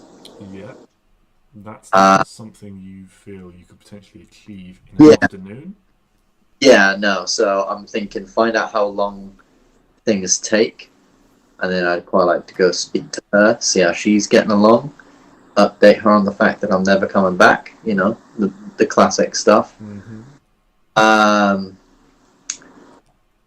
Otherwise, I'm good. Just waiting on this stuff. Oh, there was the stuff in the mountains about the Knights of Aegis that we wanted to go look at, which again, yeah, probably will take a little while. Because if you think, you know, each one of these squares is 2 days, so it'll take us about like a day and a bit to get to Amaris, and then a day and a bit to get back, and then a day and a bit, probably 2 days to get to these mountains. And then we've got to go up them and find out what's inside. And then 2 days back. So we got a lot around us that we can sort of keep ourselves busy with for the time being. Maybe figure out some stuff. Could I potentially go to somewhere where I can maybe find out a little bit about what has sort of gone on where I grew up since? Like, I've never really looked any of that stuff up before, but now I'm kind of like curious. What sort of information are you looking for? Just like nothing like really specific, but just like any like big events or anything like that might have happened. Okay. And actually anything about him being really crap at anything. So you're looking for a library, essentially? Yeah, essentially. Okay. Make an investigation check. Investigation. Hey, Clary, do you want to come to our library? Sweet! You'd like to help me find a library.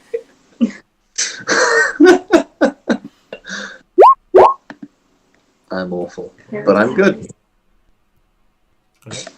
Yeah, so asking around, you eventually get to, or get directed to, you find out that you are currently in the Rose District, and you get directed to the Petal District, which is in the western edge of the forest. So it takes you maybe an hour or so to cross over and start looking around, and it is a much more artisanal district. The businesses you find there seem to be art-based scholars and sculptors and paintwork, painters and things like that. And indeed, asking around, you get directed to the Barkwood College, which is connected to the library, or the library is connected to the college. There's a couple of very large buildings that stretch up quite high into the air, with several stories pushing through the canopy. Again, maintaining this natural appearance made out of almost living trees and things like that, so they very much blend in, but you can see they do extend a ways. Upon entering, there is a large desk, sort of like a circular desk at the front with a fairly bored-looking elf behind it. He looks up. He says, "Can I help you?" Yes. Hello. Just need to look around, really. Anything in particular on recent to last 20 years or so about, why was it that I said I grew up? Bellamar. Pardon? I think it was Bellamar. Bellamar is a city way in the south. Yeah, it was way in the south. No, it was Rosenzen. I can't remember what we said. Well, it would have been Elven. It would have been Elven, yes. That place. Yeah. Well, no. So if you can't find it now, then I can't remember what it is now. We'll gloss over the exact name for now, but yeah. So, yeah, if you wanna, I can send a scribe to find you some books on that if you like. Unless you've got student cards. Sort of with almost like a doubting, like when someone asks, "Have you got a loyalty card?" and you're like, "No." I do not have a student card, sadly. Okay, well, I'm afraid you'll have to wait, and someone will bring you some books. If you can be a little bit more, the more specific you can be about the subject you're looking to research, the more helpful they can potentially be. But unless you're a student, I'm afraid we're not allowed to let you in. I may not be a student, but I am currently working with the council, in fact. And one of the council members has caught my particular attention, and I would just like to learn a little more about his lands and where he is from. And this is a matter of, well, I hate to use council business, but it is somewhat council business, if you get what I'm saying. It'll only take not very long. It won't take very long at all. We'll be in and out in a flash, and promise I'll be very careful, very gentle. Otherwise, trust me, you are the least of my problems. she is. I mean, I don't want any trouble in council business. It's your business, but unless you've got a student card or your name's written in this book, at which point he just sort of slides the book a few inches, like, to the side. If your name's written in, and sort of like looks away. If your name's written in this book, then those are the only people we're allowed to let in. The temptation to burn the book and say, "Ha! Now no one's ever written the book," is particularly great. But I won't do it. I'm a good man. I'll smite the book. No. Sort of looks away and sort of like just casually, just like rubbing his thumb and fingers together. That, my young man, is fine. That's fine. I do not want to be a burden or an inconvenience. So I will take my leave. So we're in a bit of a hurry. Yeah. I'm not there. I can't. No. Oh, did you not go with it? No. Oh, I'll wait. Okay, I can't read. That's no true. point. Okay, so it would just be. Wait for people to bring me books that might be useful. So I'm just going to go. Thank you very much, and goodbye.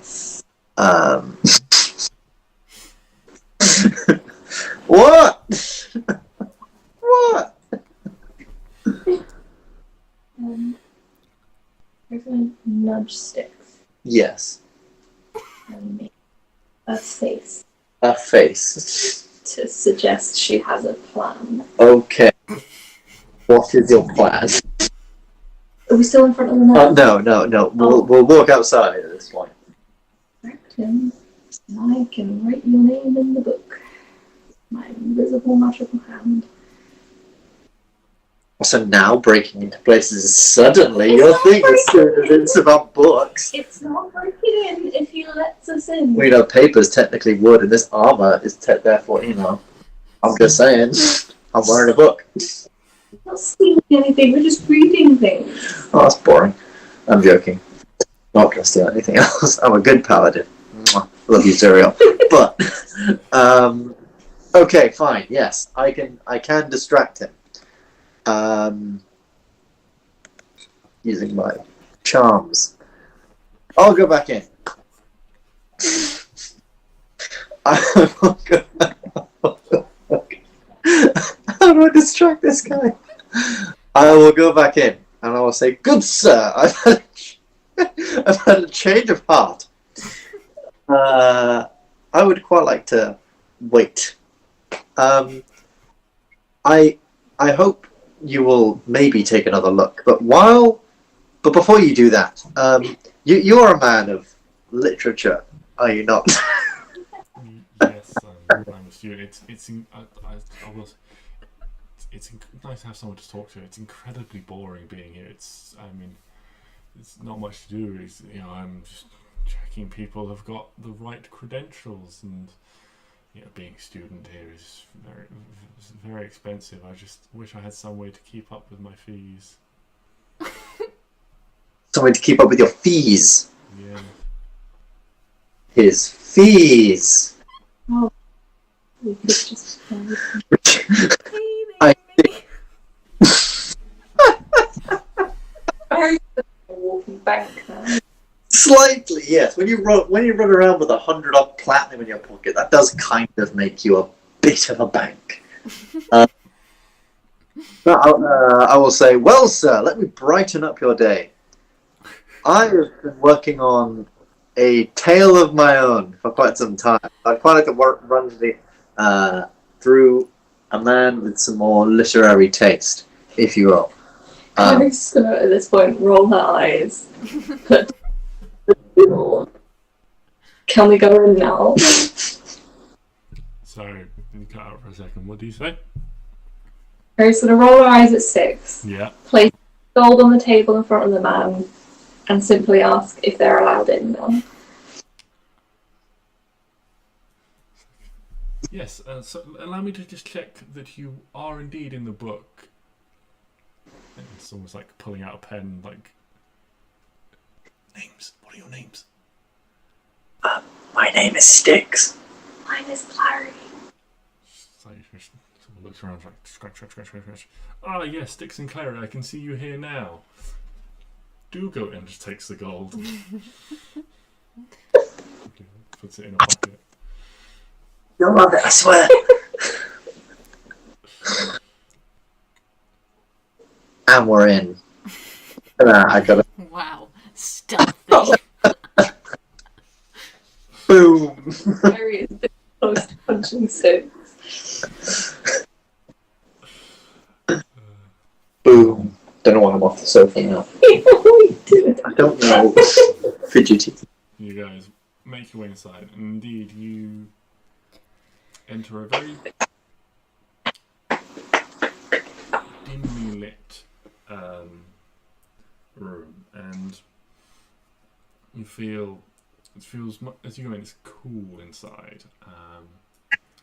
There are a number of arcane lanterns hanging on hooks by the door, so it's quite bright where you are, but disappearing off is almost into gloom are rows and rows of shelves, and indeed you can see a staircase immediately beside you leading both up and down to different floors. But you can take one of the lanterns hanging by the door. They don't produce any heat, and they have little shutters on them, so you can reduce the light if you wish, or direct it out a single side, and start looking around. Alright. Let's have a good old rummage. If you want to look around, Yep. make That an is right. investigation check. If you are looking for the same thing, one of you can make it with advantage. If you're looking for different things, make them separately. Excellent. Then allow me to roar investigation. Mine's 3. I think. I was also 3. Ah. I'm just as investigative. 17. And Stix, you're looking for information on where you grew up, and things like that. Yes, I'm still having trouble finding, but I will find it. That's okay. So, it takes a little while. This is quite an obscure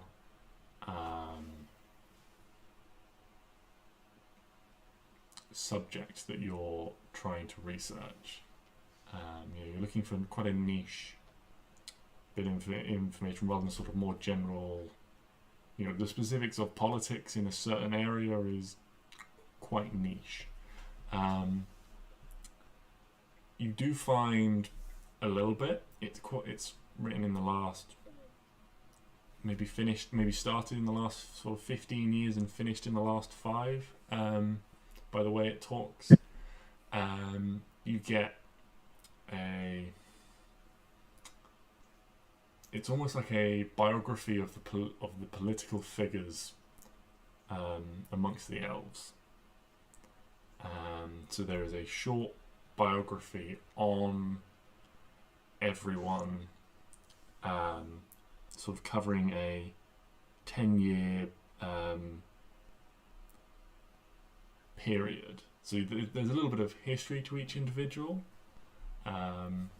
within a sort of position of power. So there are all the named cities, which you have the leaders of those, and there are also a few that are unnamed on the main map, and things. And your father would be amongst those. You get the sense that he is neither a good nor a bad lord, as this seems to review. He's not done so badly that he's driven his land into he hasn't sort of driven off a cliff into disrepair and things like that, but nor is it's not got a lot to say committally one way or the other about him. You get the sense that this is a very almost like third-hand objective view of everyone. Yeah, for example, the bit about... give me a moment to pull it up. The bit about Lord... Where is it?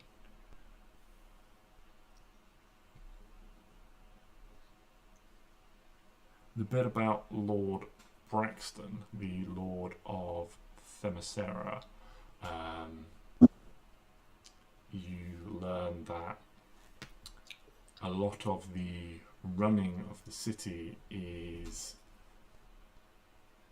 given to a proxy at the moment, because Lord Braxton is still very much enamoured with the raising of his new son, or what he calls his new son. It is not a brick.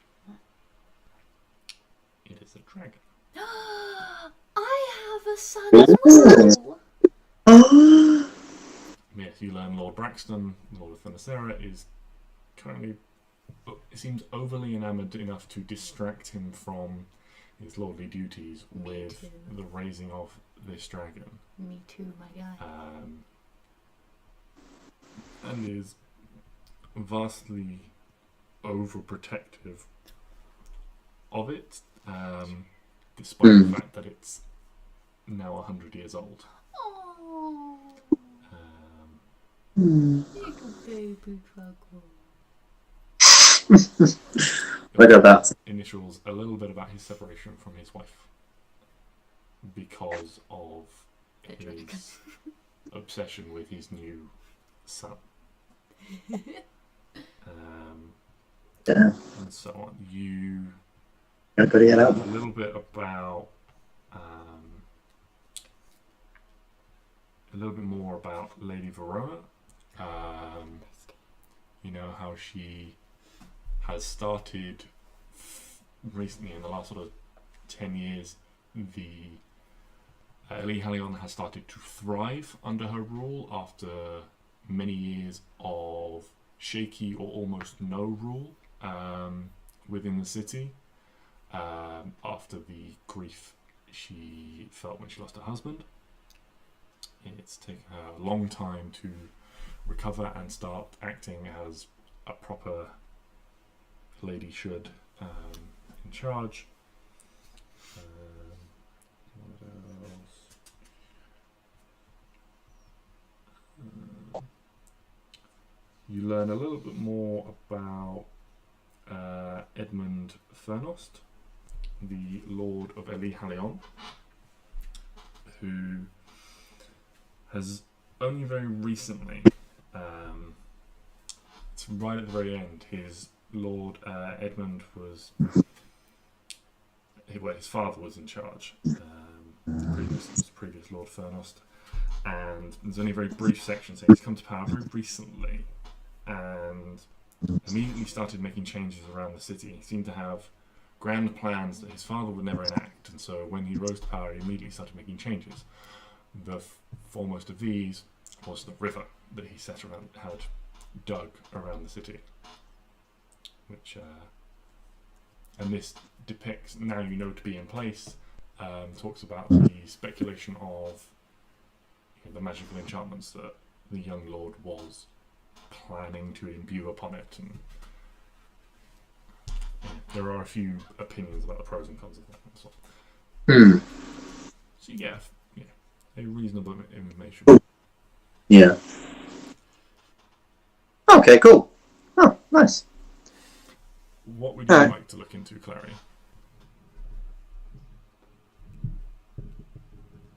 Do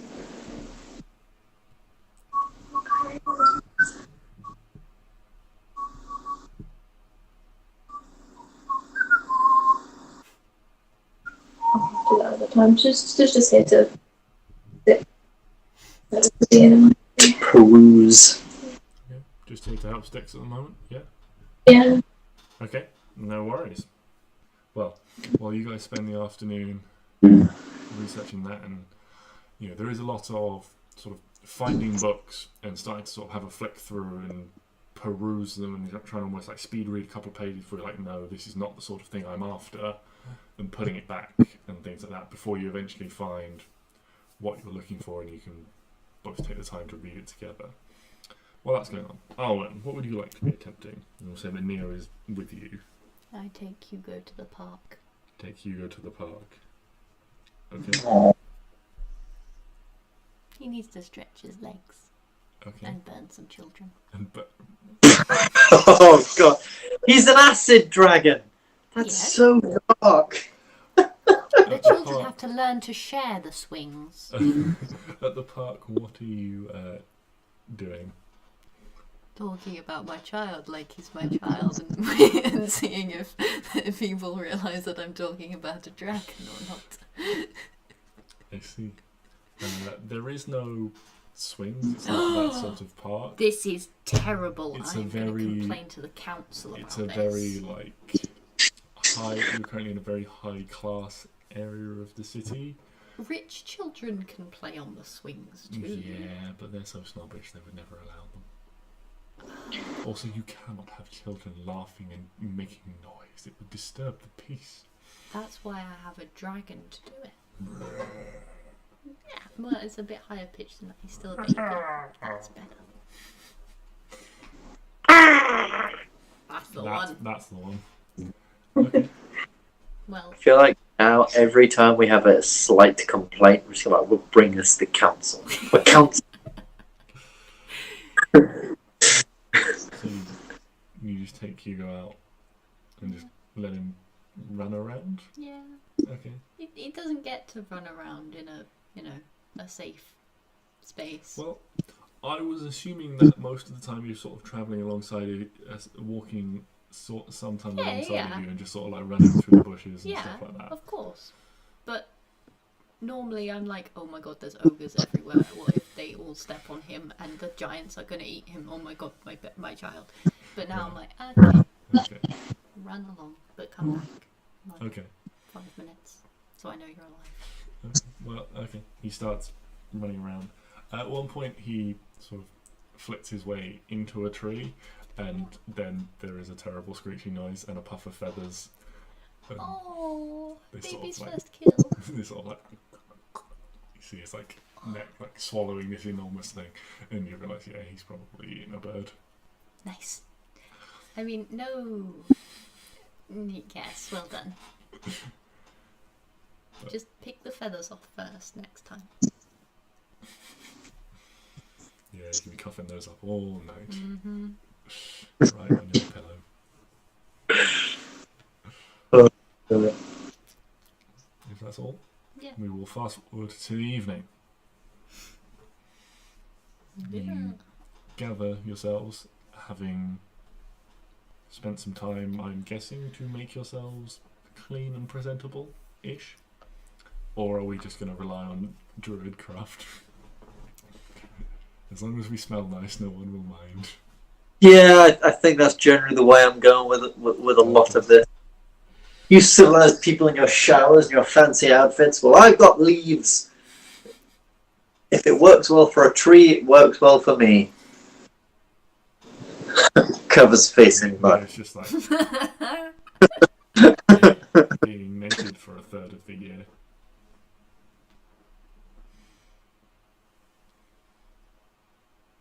Sorry, I think it must have cut out because all I heard there was being naked for a third of the year. Yeah, And Neo's just like, I mean, trees are naked for a large portion of the year, Stix. Are we just sort of like I was like preparing to cover his eyes. We get to see that phase. Oh no. we're just gonna have to wait and find out, big boy. Oh no. Oh no. Oh no. Oh no. No. Oh no.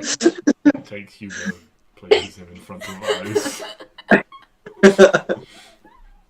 Holds, puts hand over over Hugo's Island. Yes. God, my God. I joke, of course. Oh no. Technically dressed with bark. That's gonna hurt. It is, but I'm accepting it. I'm wooden armor now. I'm a tree. I'm like a tree. I am become wood. Oh no. So, you make your way to the manor where Lady Genevieve is staying. You are admitted in the evening. The guards have been told to expect you and they permit you, and servants show you to a large dining room. Indeed, it's one of these almost comically large tables. You could seat maybe 25 or something like that at this. And there are 5 places laid at one end of the table.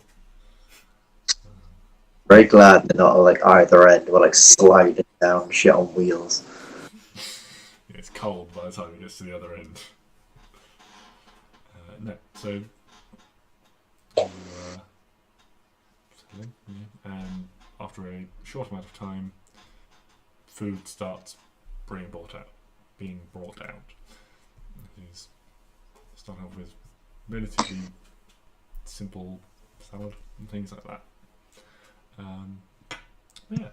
Time begins to, the meal begins to pass. Conversation starts out just sort of general. Starts asking you all a little bit more about your sort of personal life and things like that. And he's just like, so, care to tell me what was going on between you and your father, Stix? The disguise and the reveal?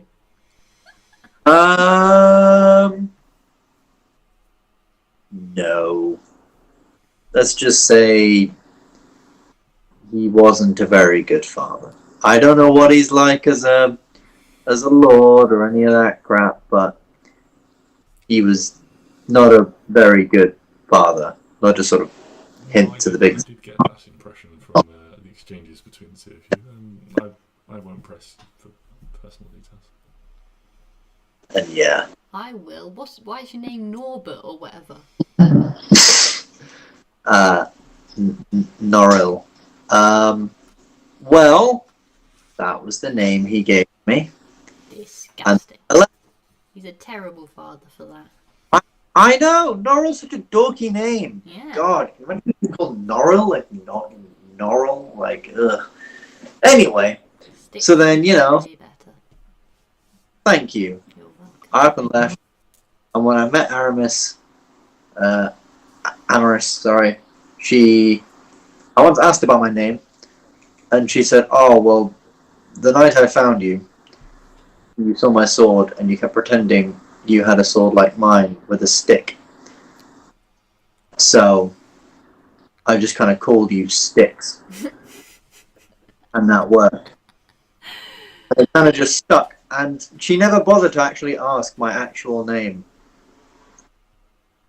I don't think ever.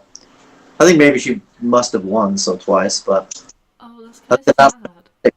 Stix was. I think she probably did, or I would have told her at some point. But she was probably like, whatever, Stix. And yeah, I prefer Stix. Yeah. Short, to the point, and when you add the Wanderer afterwards, it adds a bit of a mystery about me, which I like. Yeah.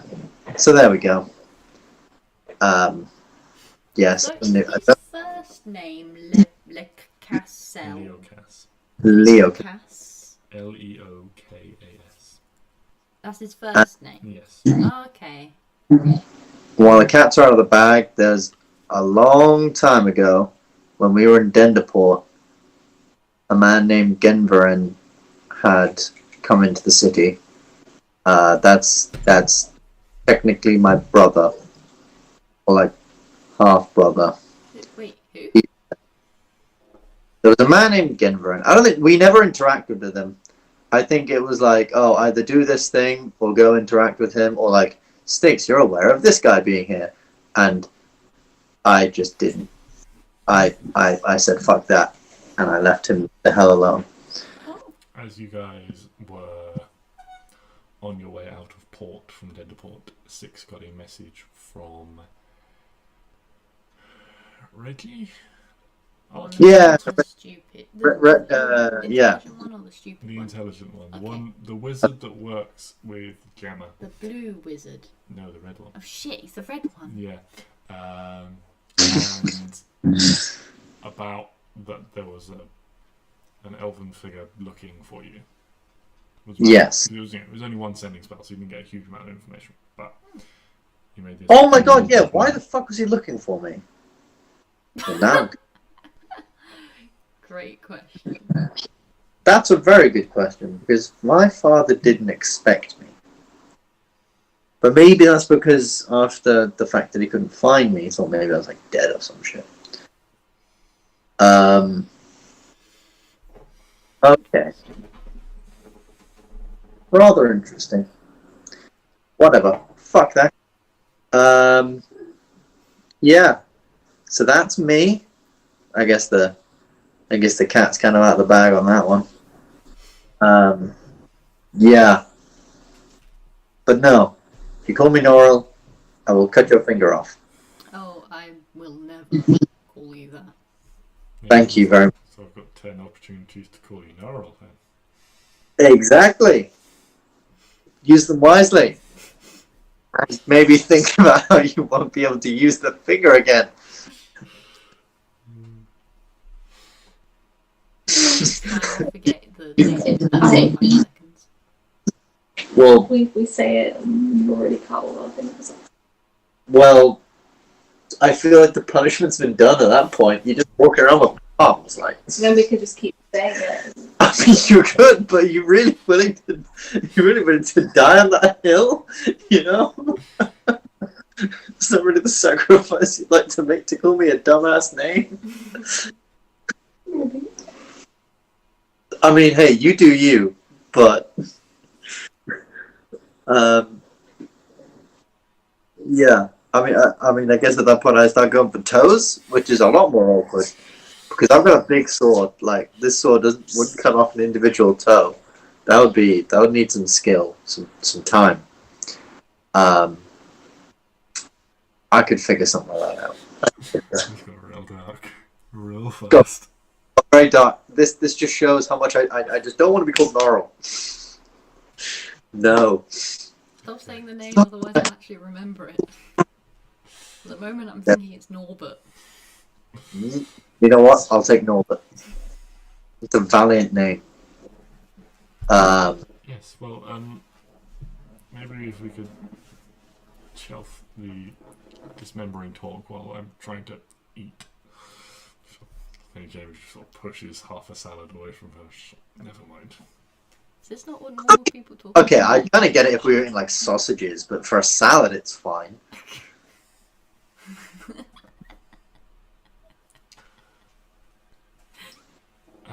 Anyway, the next course is brought out. And it's sausages.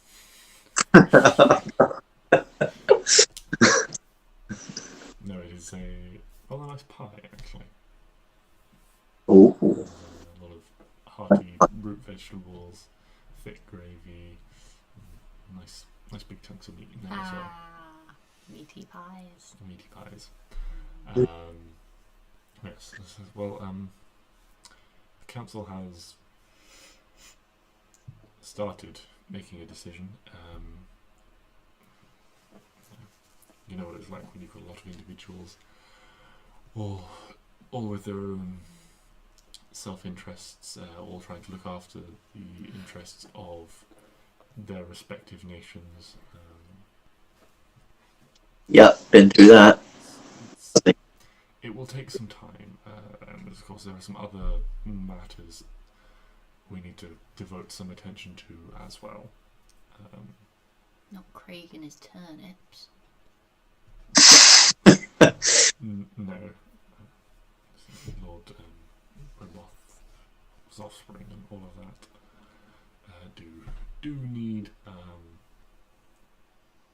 some time allocated to them, if not at least to just appease Lucinda. Who's Lucinda? Lucinda is the delightful dwarf. Lucinda is a dwarf. Okay. Yes. And she's just a delight. I'll have you know. Just the best. Lucinda. Yeah, she's proper pain in the ass.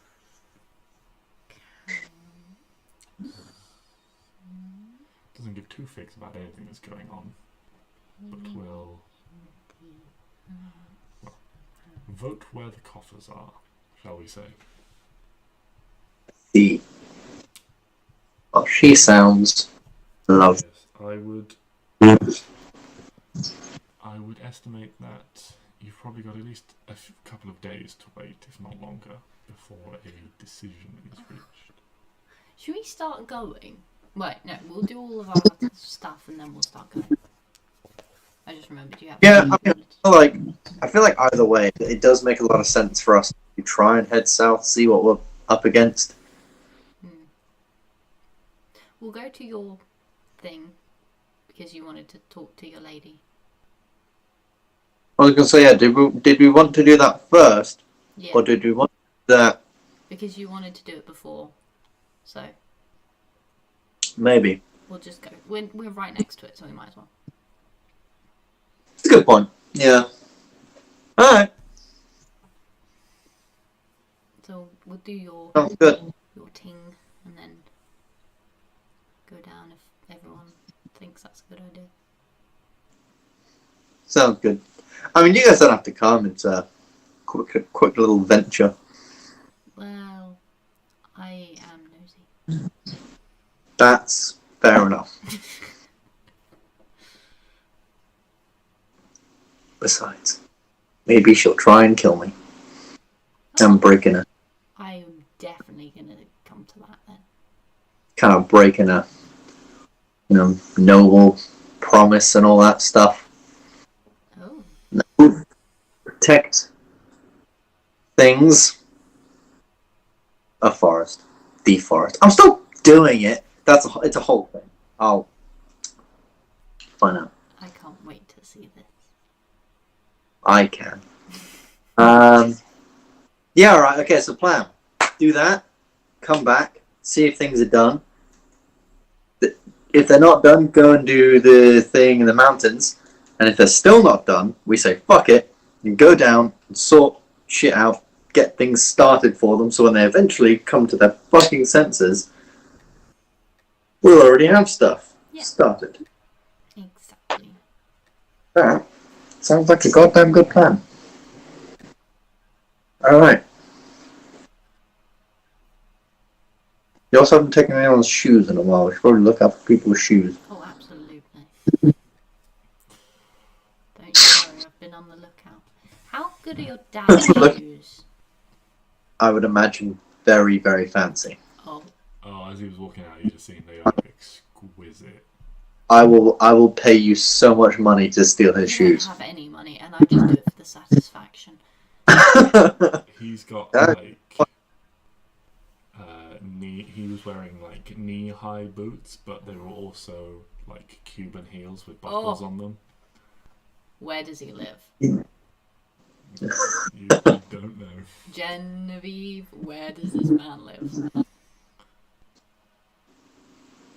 I have a side quest to do. I'm sure I should. Please, it's for the greater good. I'm not Trust sure how. me. Trust me, it's better Telling you for the location everyone. of a man you said you were going to kill. No, houses. I won't kill. I will just steal his shoes. That also just seems like a terrible idea. No, I'll like bury them in the garden or something. That's definitely worse. How is burying them in the garden worse? Because then no one gets anything. Everyone's just sad. Then no, we're not sad. We're happy people. We're very happy. I have a dragon. Yes, I was meaning to ask you how. Like, you were a little bit vague on the details as how you came across Hugo. Yes. I'm. He was in a rock. I I'm- thought this was a very fancy rock, and I kept the rock because I like rocks, and then he became a dragon. Right.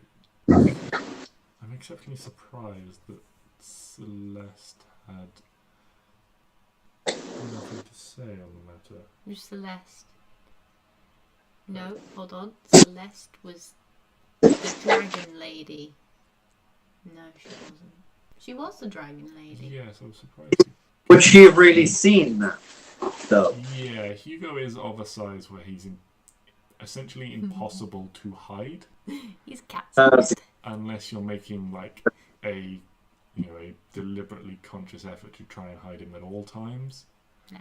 And in front of sort of that many people. Like if you were encountering someone on the road and passing by, you could make an attempt to hide him, or he could just like scurry off and do his thing. But yeah, he's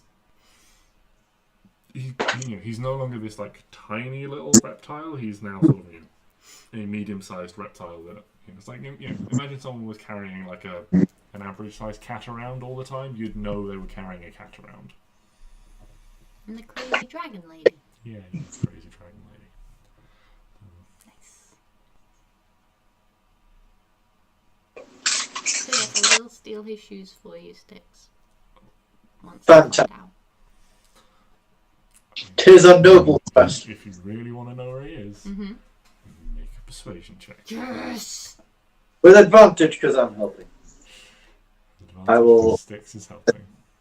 I would quite like to speak to my father and learn. Yeah, you can distract him as well. While I'm. I don't really want to speak to him. Well, you can shout at him through a window or something. I believe this is just part of Stix's argument to persuade you. Okay. Well. Very well. If you're. I was not needed in this persuading. And she tells you which manor is his. Excellent.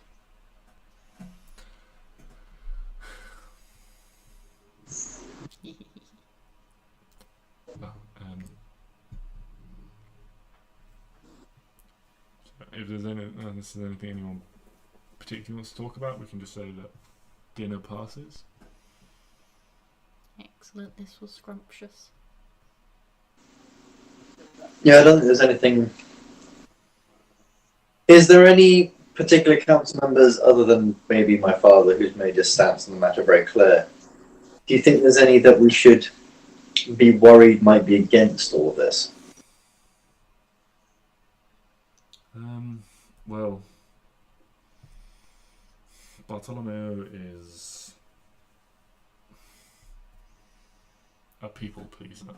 He will, but also a pacifist, essentially. He does not like getting into confrontation with anyone, and he's quite easy to. If you can get him on, it's quite easy to essentially bully.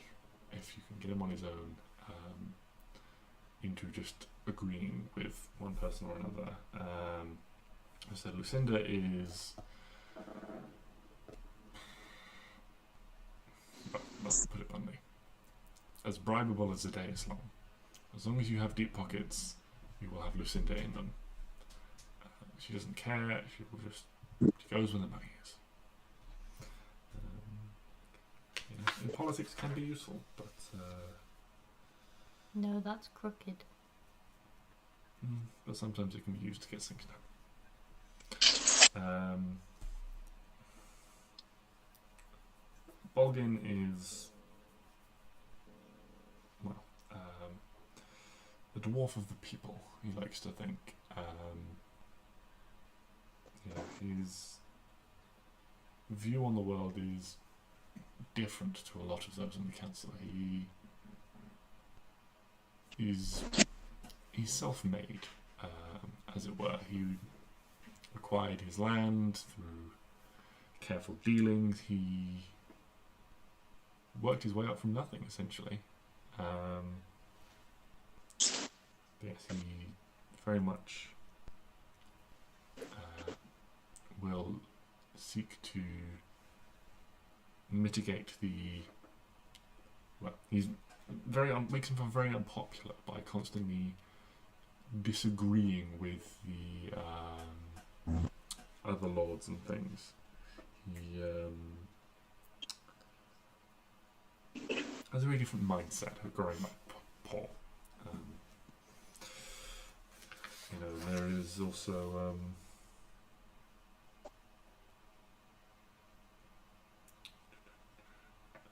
who else was I going to mention? Well, and yes, and then of course there is a Shika who will. I don't believe she really wants to be here. She just spends her time causing havoc.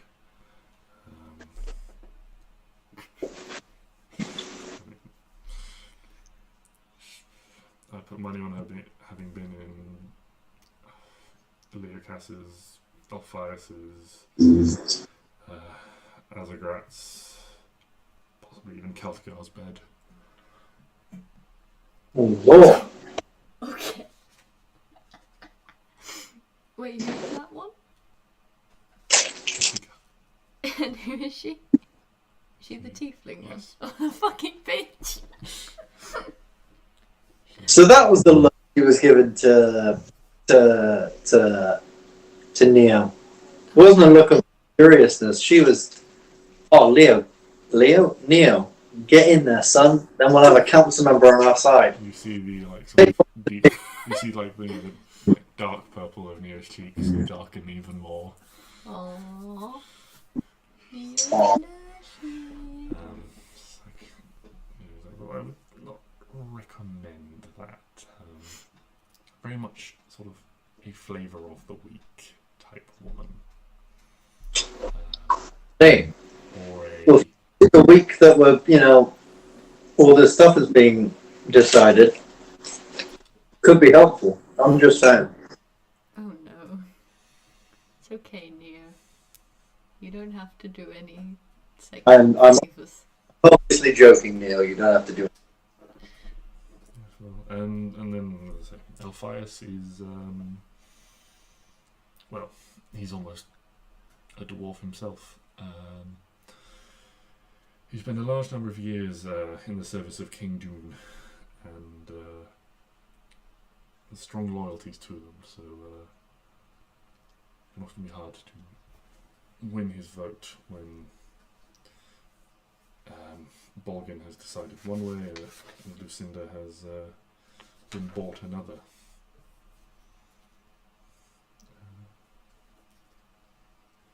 But yes, if there's anything else I can help you with in the meantime while you're here. $1,000,000 gold. Not quite within my capabilities, I'm afraid. Worth a try. I'm good. I think. I'm good. Okay. Well, Yes. that's everything. Then, let's say dinner passes. You guys have a merry evening. Several courses, including a cheese and liqueur course at the end, if you would partake. What If was not, for pudding? pudding was like highly sugared, like fruit tarts Oh. with like spun sugar orbs on the top. Where's the chocolate? You're high class people. You can afford it. Yeah. Oh my god! Stix is eating it. Yeah, it's Okay. Reasonably late in the evening, but not past the hour where you've sometimes been up. What do you guys want to do Steal a man's shoes. before you go to bed? I think at this point, Stix is probably wanting to head to bed. It's been a long day, and he's got a long couple of days coming up. and things are just stressful in his life. Probably going to go to bed. But as soon as he gets into the room, he summons Elvis. Mm-hmm. And he leaves the bed for Neo, that's fine. And he'll just sleep in the corner, sort of like just, Elvis is lying there and I'm just sort of lying up against him like, this is so uncomfortable. I love you, Elvis. Okay. Yes. What Stix is doing with his evening, he's going to bed. And you're probably with him. Klari?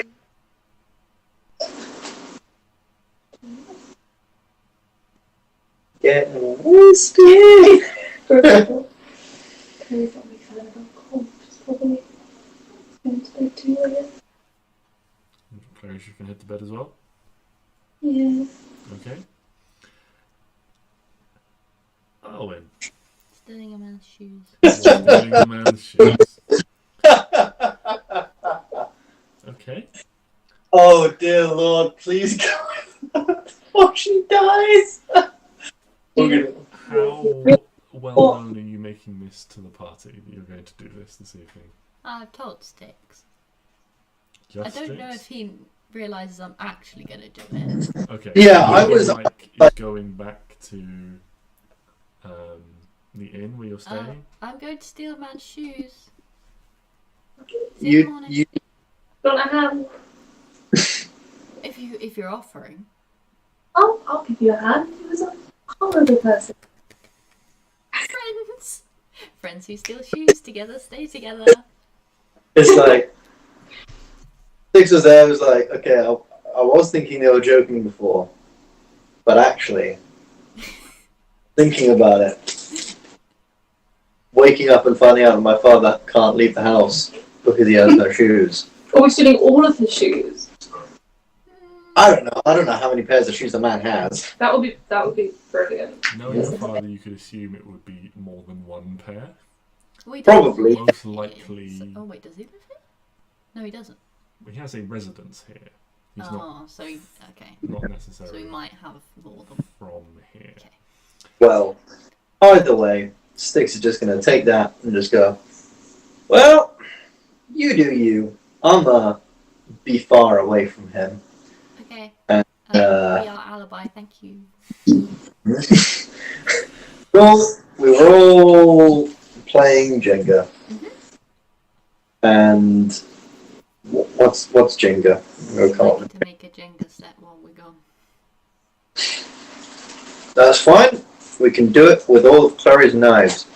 Ah, yes. Yeah. You swap knives in the different bits and you'll pull them out. If they all fall down, good job. You've now got cuts and scratches. It's Jenga, but deadly. Nice. Okay. So, We're just like out all her knives, like fine. so Neo's going to stay with Stix. Mhm. He feels like he could do with a friend.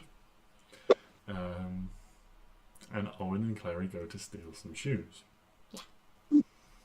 You make your way through the dark, and as you are making your way through these large manors, walking down the road, you hear the thudding of hooves behind you, and turning, you see 4 elven riders in this ranger attire that you've seen before, looking a little beaten up, and slung between 4 horses is a stone man. But they're not one of these like animated stone men. They appear to be completely frozen still. And they just ride past you in the direction of Lord Bloston's house. Okay. Well, You guys make your way off, having seen this. And find the house of Stix's father. so loads of stone people outside. It is surrounded by a high, thick hedge. with a gate with just a singular guard on it this evening. Mm-hmm. And that's all you can see from the outside, from the front where you are. What would you like to do? Can I go over the hedge? Yeah, you just going over where you are, or Yeah. just out front. You're just going to start climbing the hedge. Well, kind of on the corner. Okay. I mean, how big is it?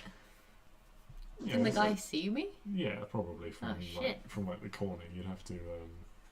We'll go round the corner. Give me a leg up, Klari. Make a perception check. Oh god.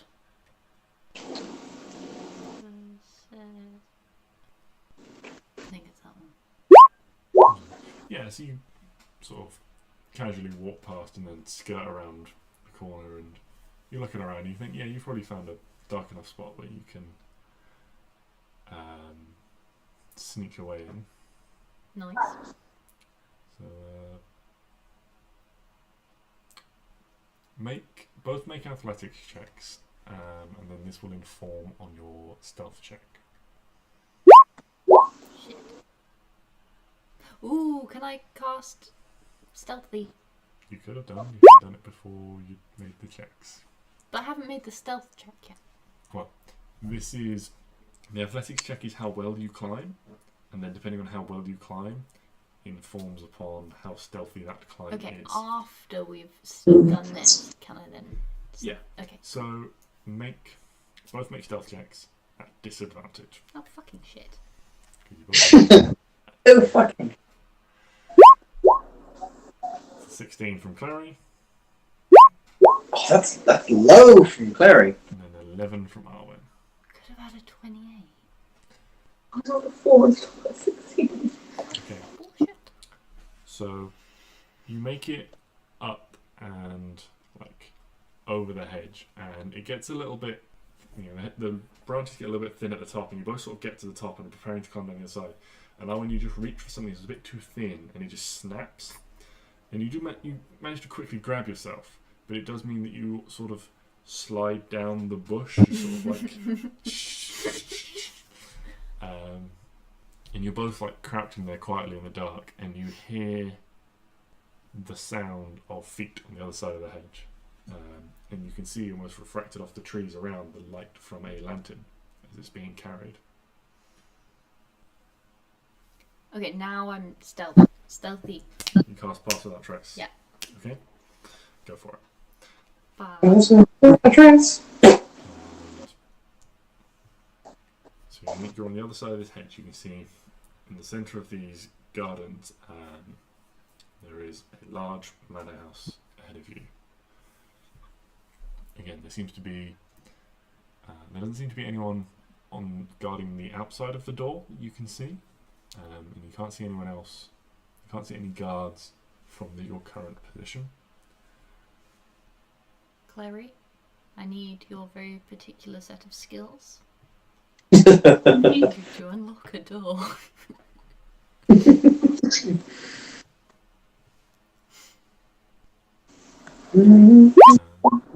Ooh. So Yes. you walk over these sort of like open area towards the door, and Clary crouches now and starts to unlock it. It's quite a difficult lock. Just doesn't seem to be well maintained. It's stiff. And while you feel like you've got it unlocked, Clary, you don't feel like you've got the right strength in the tools. Like the lock almost feels rusty, and you have to back off before you start sort of like bending a tool, and you're like, no, it's just going to like bend or snap before you can actually manage to turn it in the lock to get it to move.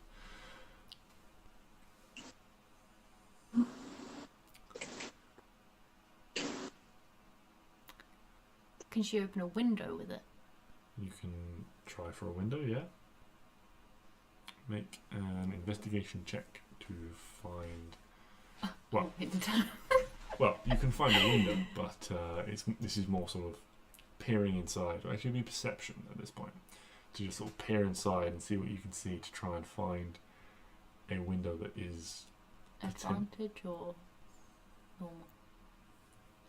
You can, if Clary is helping, you can make it an advantage, or you can make it individually. Clary will help. Okay, help.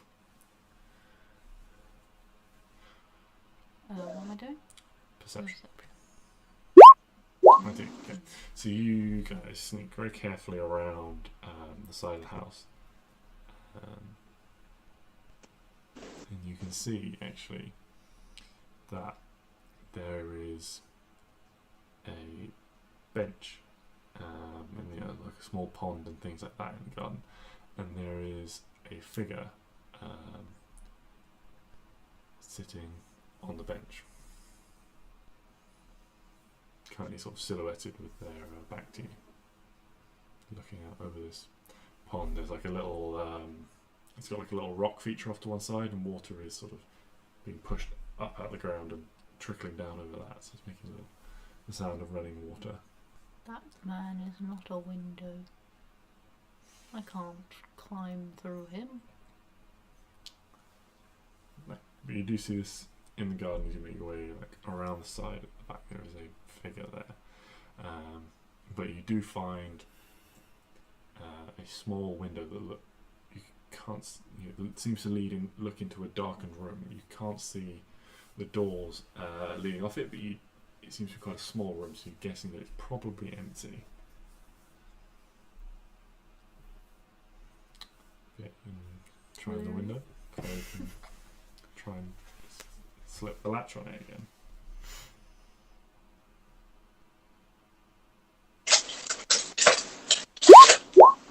Oh, nice.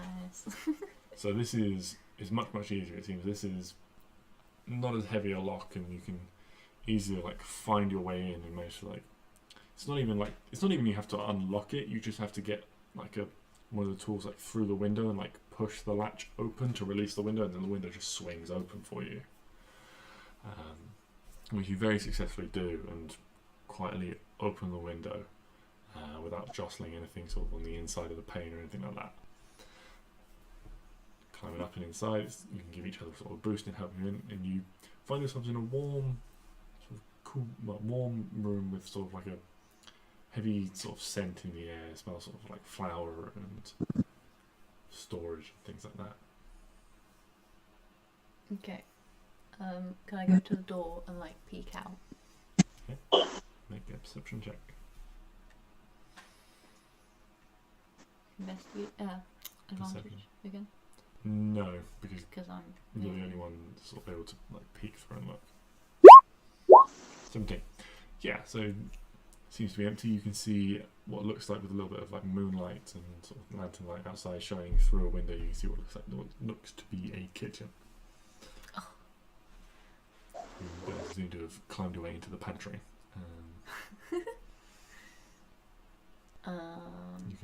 You can actually sort of, even with that roll, you can see across the way there seems to be like a embers glowing low in the fire. Is there anyone in? Seems to be empty for the moment. Okay. Can I see another door? Yeah, there seem to be a couple of doors leading off.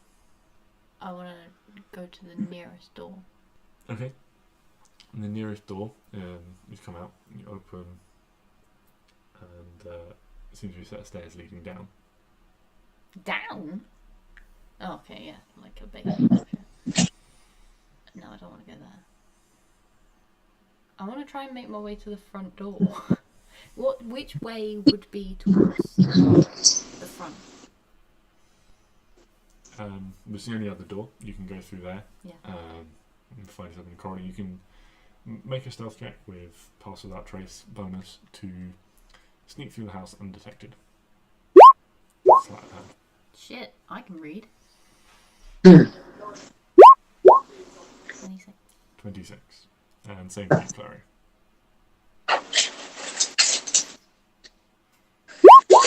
Like 22 minimum. So 26 to yeah, you two you make it through, and there is a moment where you have to sort of like pause at the end of the corridor, looking sort of one way, and you can see like coming down like a T-junction.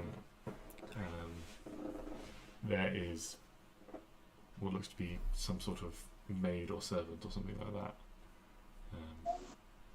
She seems a little bit, sort of. You can see she seems a little bit put out or upset. You can just make out if she maybe holding back tears or something like that. As quickly makes her way past, and you guys can carry on.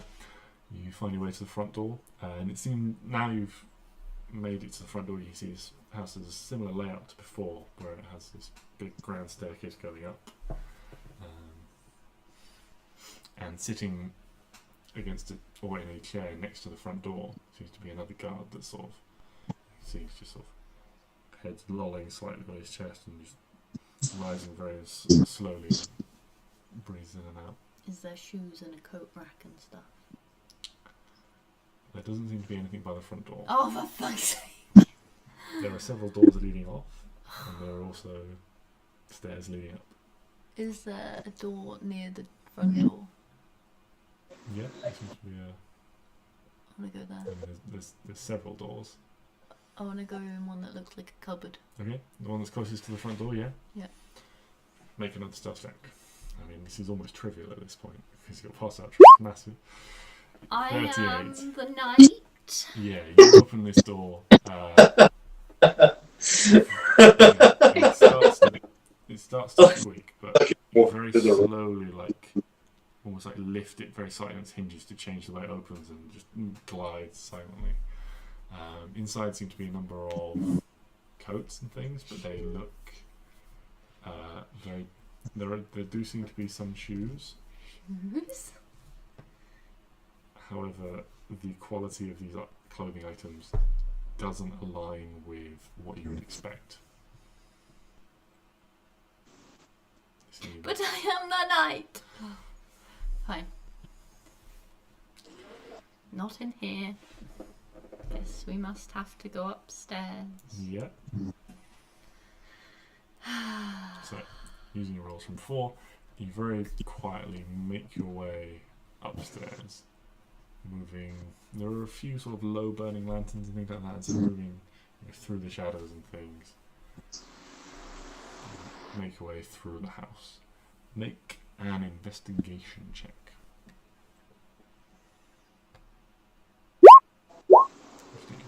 Okay, so you search through a number of rooms. There seem to be a couple of empty rooms that are potentially unused. They've got sort of a musty smell to them, and things like that. It's quite a large house, and it seems like Lord Leo Cassie's here on his own potentially. And then you eventually find his what looks to be in the same layout as before. You find a study, the same as Lady Genevieve's, and next to that you find a bedroom. Mm-hmm. When you open the door, this bedroom, you immediately feel like you're striking better luck. This bedroom has a lived-in feel. The bed is messy but empty. There are several clothing items sort of on the backs of chairs, on the floor, things like that. Is there any shoes? Yeah, there are a couple of pairs of boots and things by the foot of the bed. Excellent. Mine now. Okay. Make an investigation check. Is he going to be in there? Can't be asked. Oh, fucking it. Can I make it with advantage? Klari can make one as well.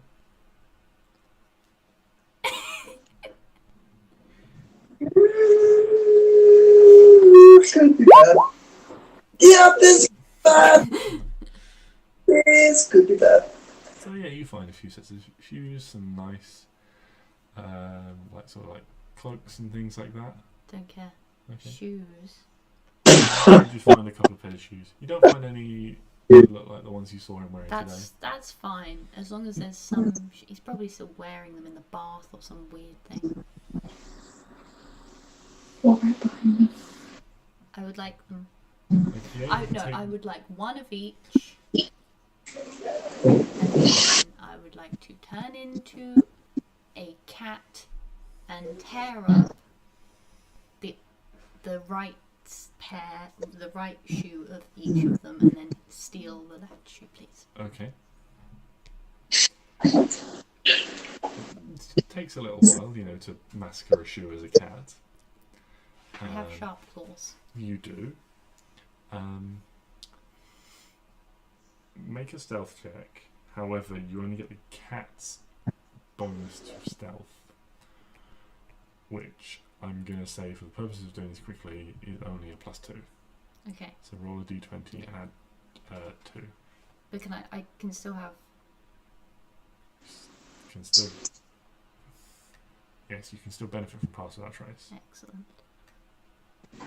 But it doesn't matter. A 29, yes. You very quietly, while Clary is keeping watch. And Clary, make a perception check for me while you keep watch.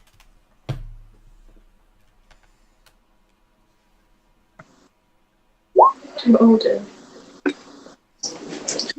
8. Okay. So you are looking at, and you almost get distracted, just sort of watching this, looking back and watching this cat just shred the leather on these boots. You don't realise that there's someone walking upstairs towards you until it's almost too late. And indeed, it is too late to leave the room when you realise they're coming towards it. You do have a few moments to potentially hide within the room itself. And you have a few seconds to warn Arwen that someone is coming towards the room.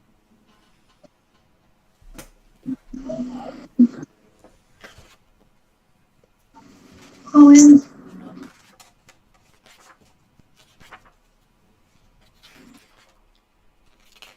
Sorry, I think my headphones got pulled out there. What did you say, Clary? She just said Arwen. Oh, okay. Arwen. Someone coming.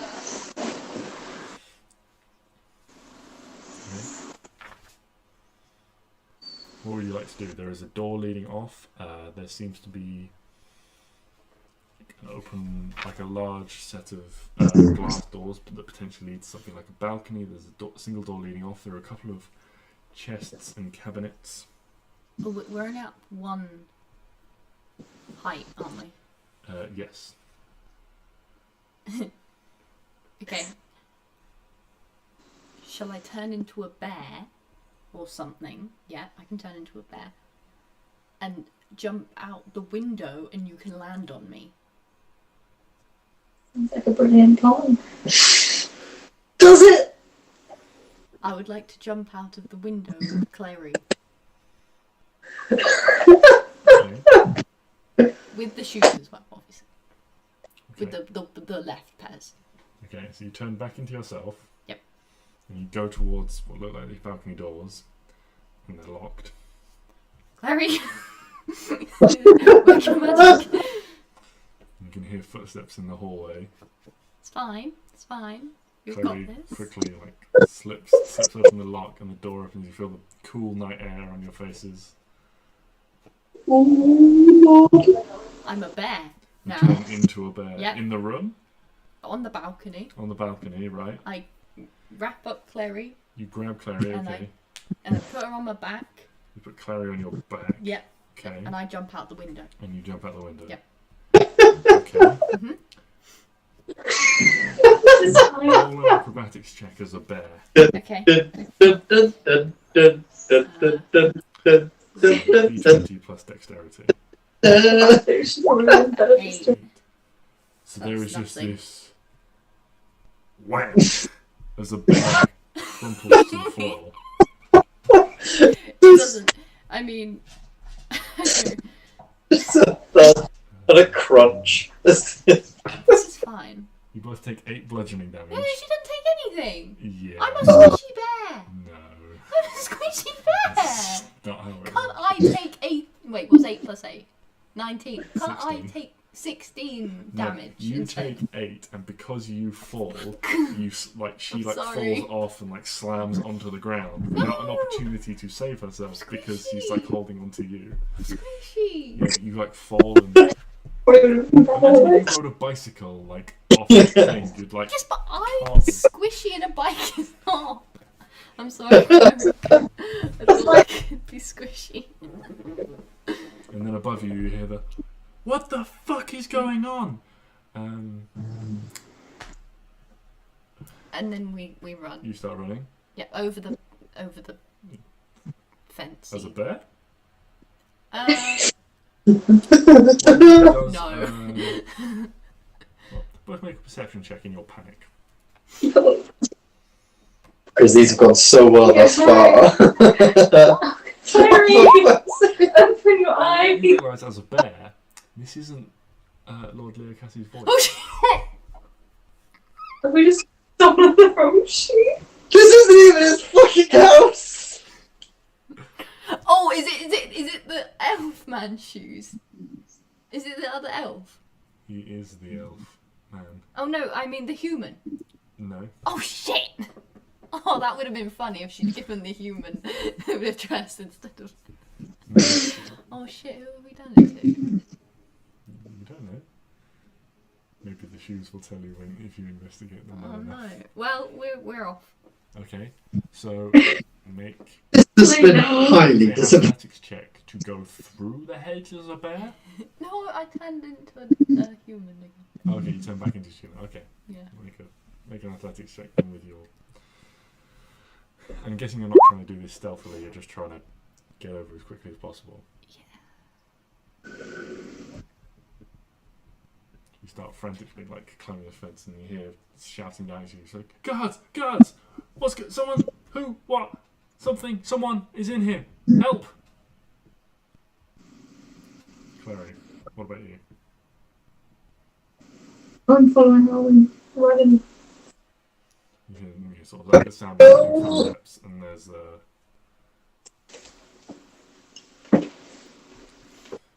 noise up above.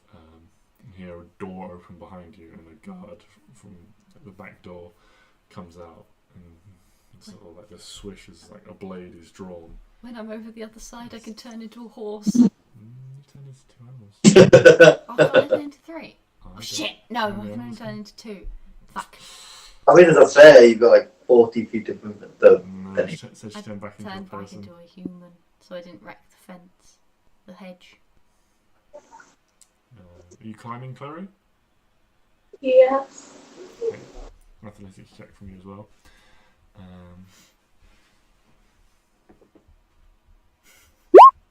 Oh no. Okay, so you guys do get over the fence, or the hedge, but it takes you a bit of time. Who's leading?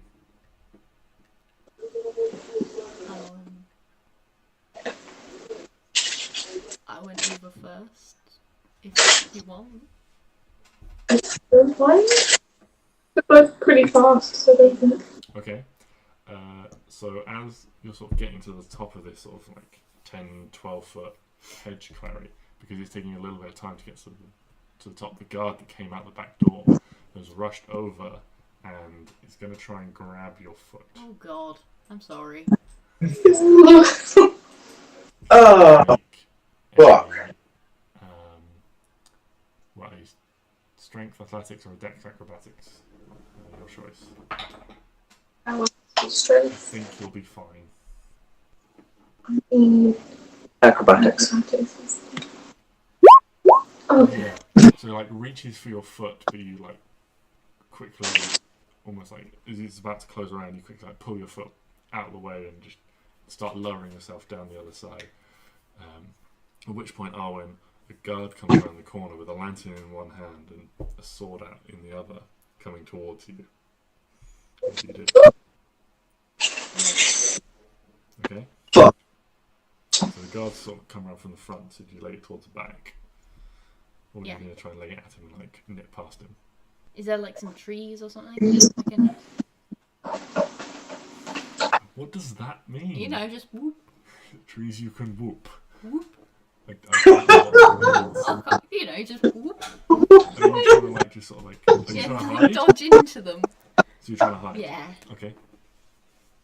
What does that mean to whoop? You know, just whoop. You know. Makes sense. Makes sense. Thank you. Wait, what am I doing? Making yourself. Stealth. Make it a whoop check. Yeah. So I still you. have. So it's dark and you haven't got any light on you or anything like that. You're wearing dark clothing, so you quickly nip into the trees and jump down, start running, and just nip into the trees and immediately loses sight of you as he focuses attention on Klari, who has just dropped down to the ground behind you. So Klari, you turn around and drop down, and you see Arwen for a brief second, and then you lose track of her. She disappears. I would also like to whoop.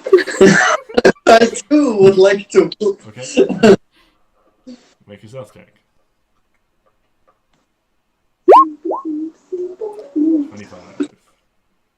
Oh yeah, possible. You start like, dashing off, you kind of break line of sight, get behind a few trees and start like moving sort of semi-erratically and stealthily to lose any pursuers. And you feel pretty confident that no one is going to be able to follow you. You both make perception checks as well.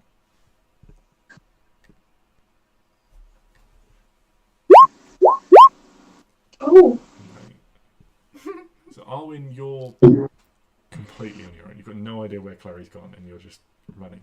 Klari, you think you've got an idea. You're sort of like trying to listen out and distinguish the sounds, and more making a guess, knowing how you think Arwen would behave. You follow behind the path that you think she's gone on. You're reasonably confident.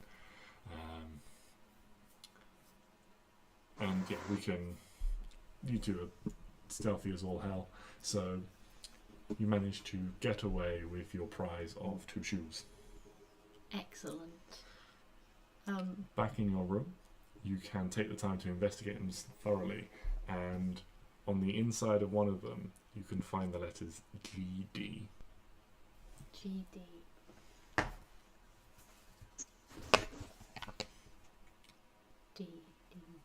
Yeah, these are like they're quite like sort of a fancy pair of boots, and you almost imagine that they're like, almost got like turnovers at the top, like pirate boots have, and when you turn these over, there'd be like a monogram on the outside.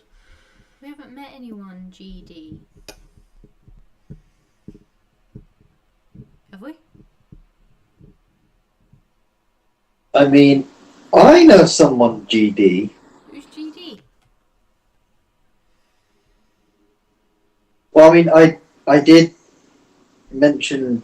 Stix mentioned his brother's name. You guys know your brother's shoes. Oh, my brother's. Hold on, my brother's here too. Oh my god.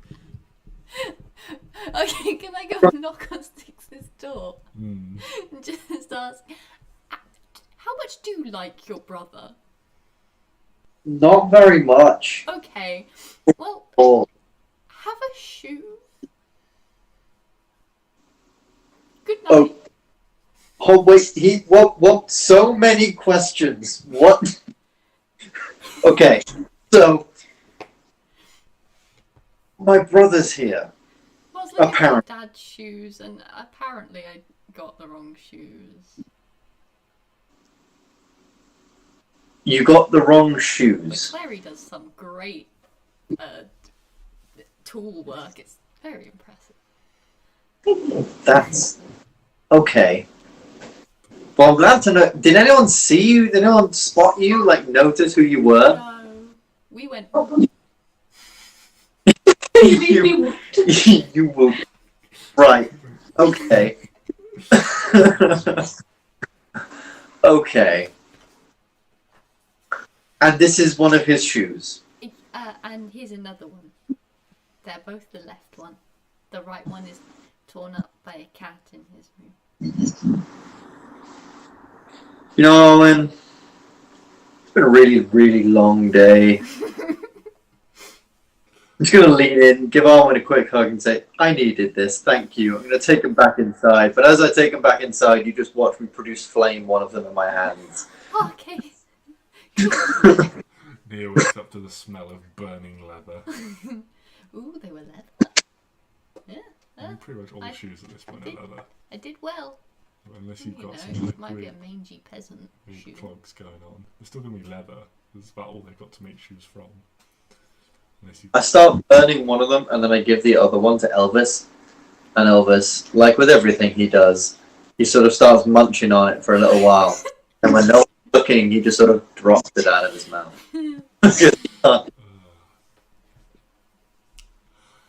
Well, I think that is a moment. That is to end the moment. session on.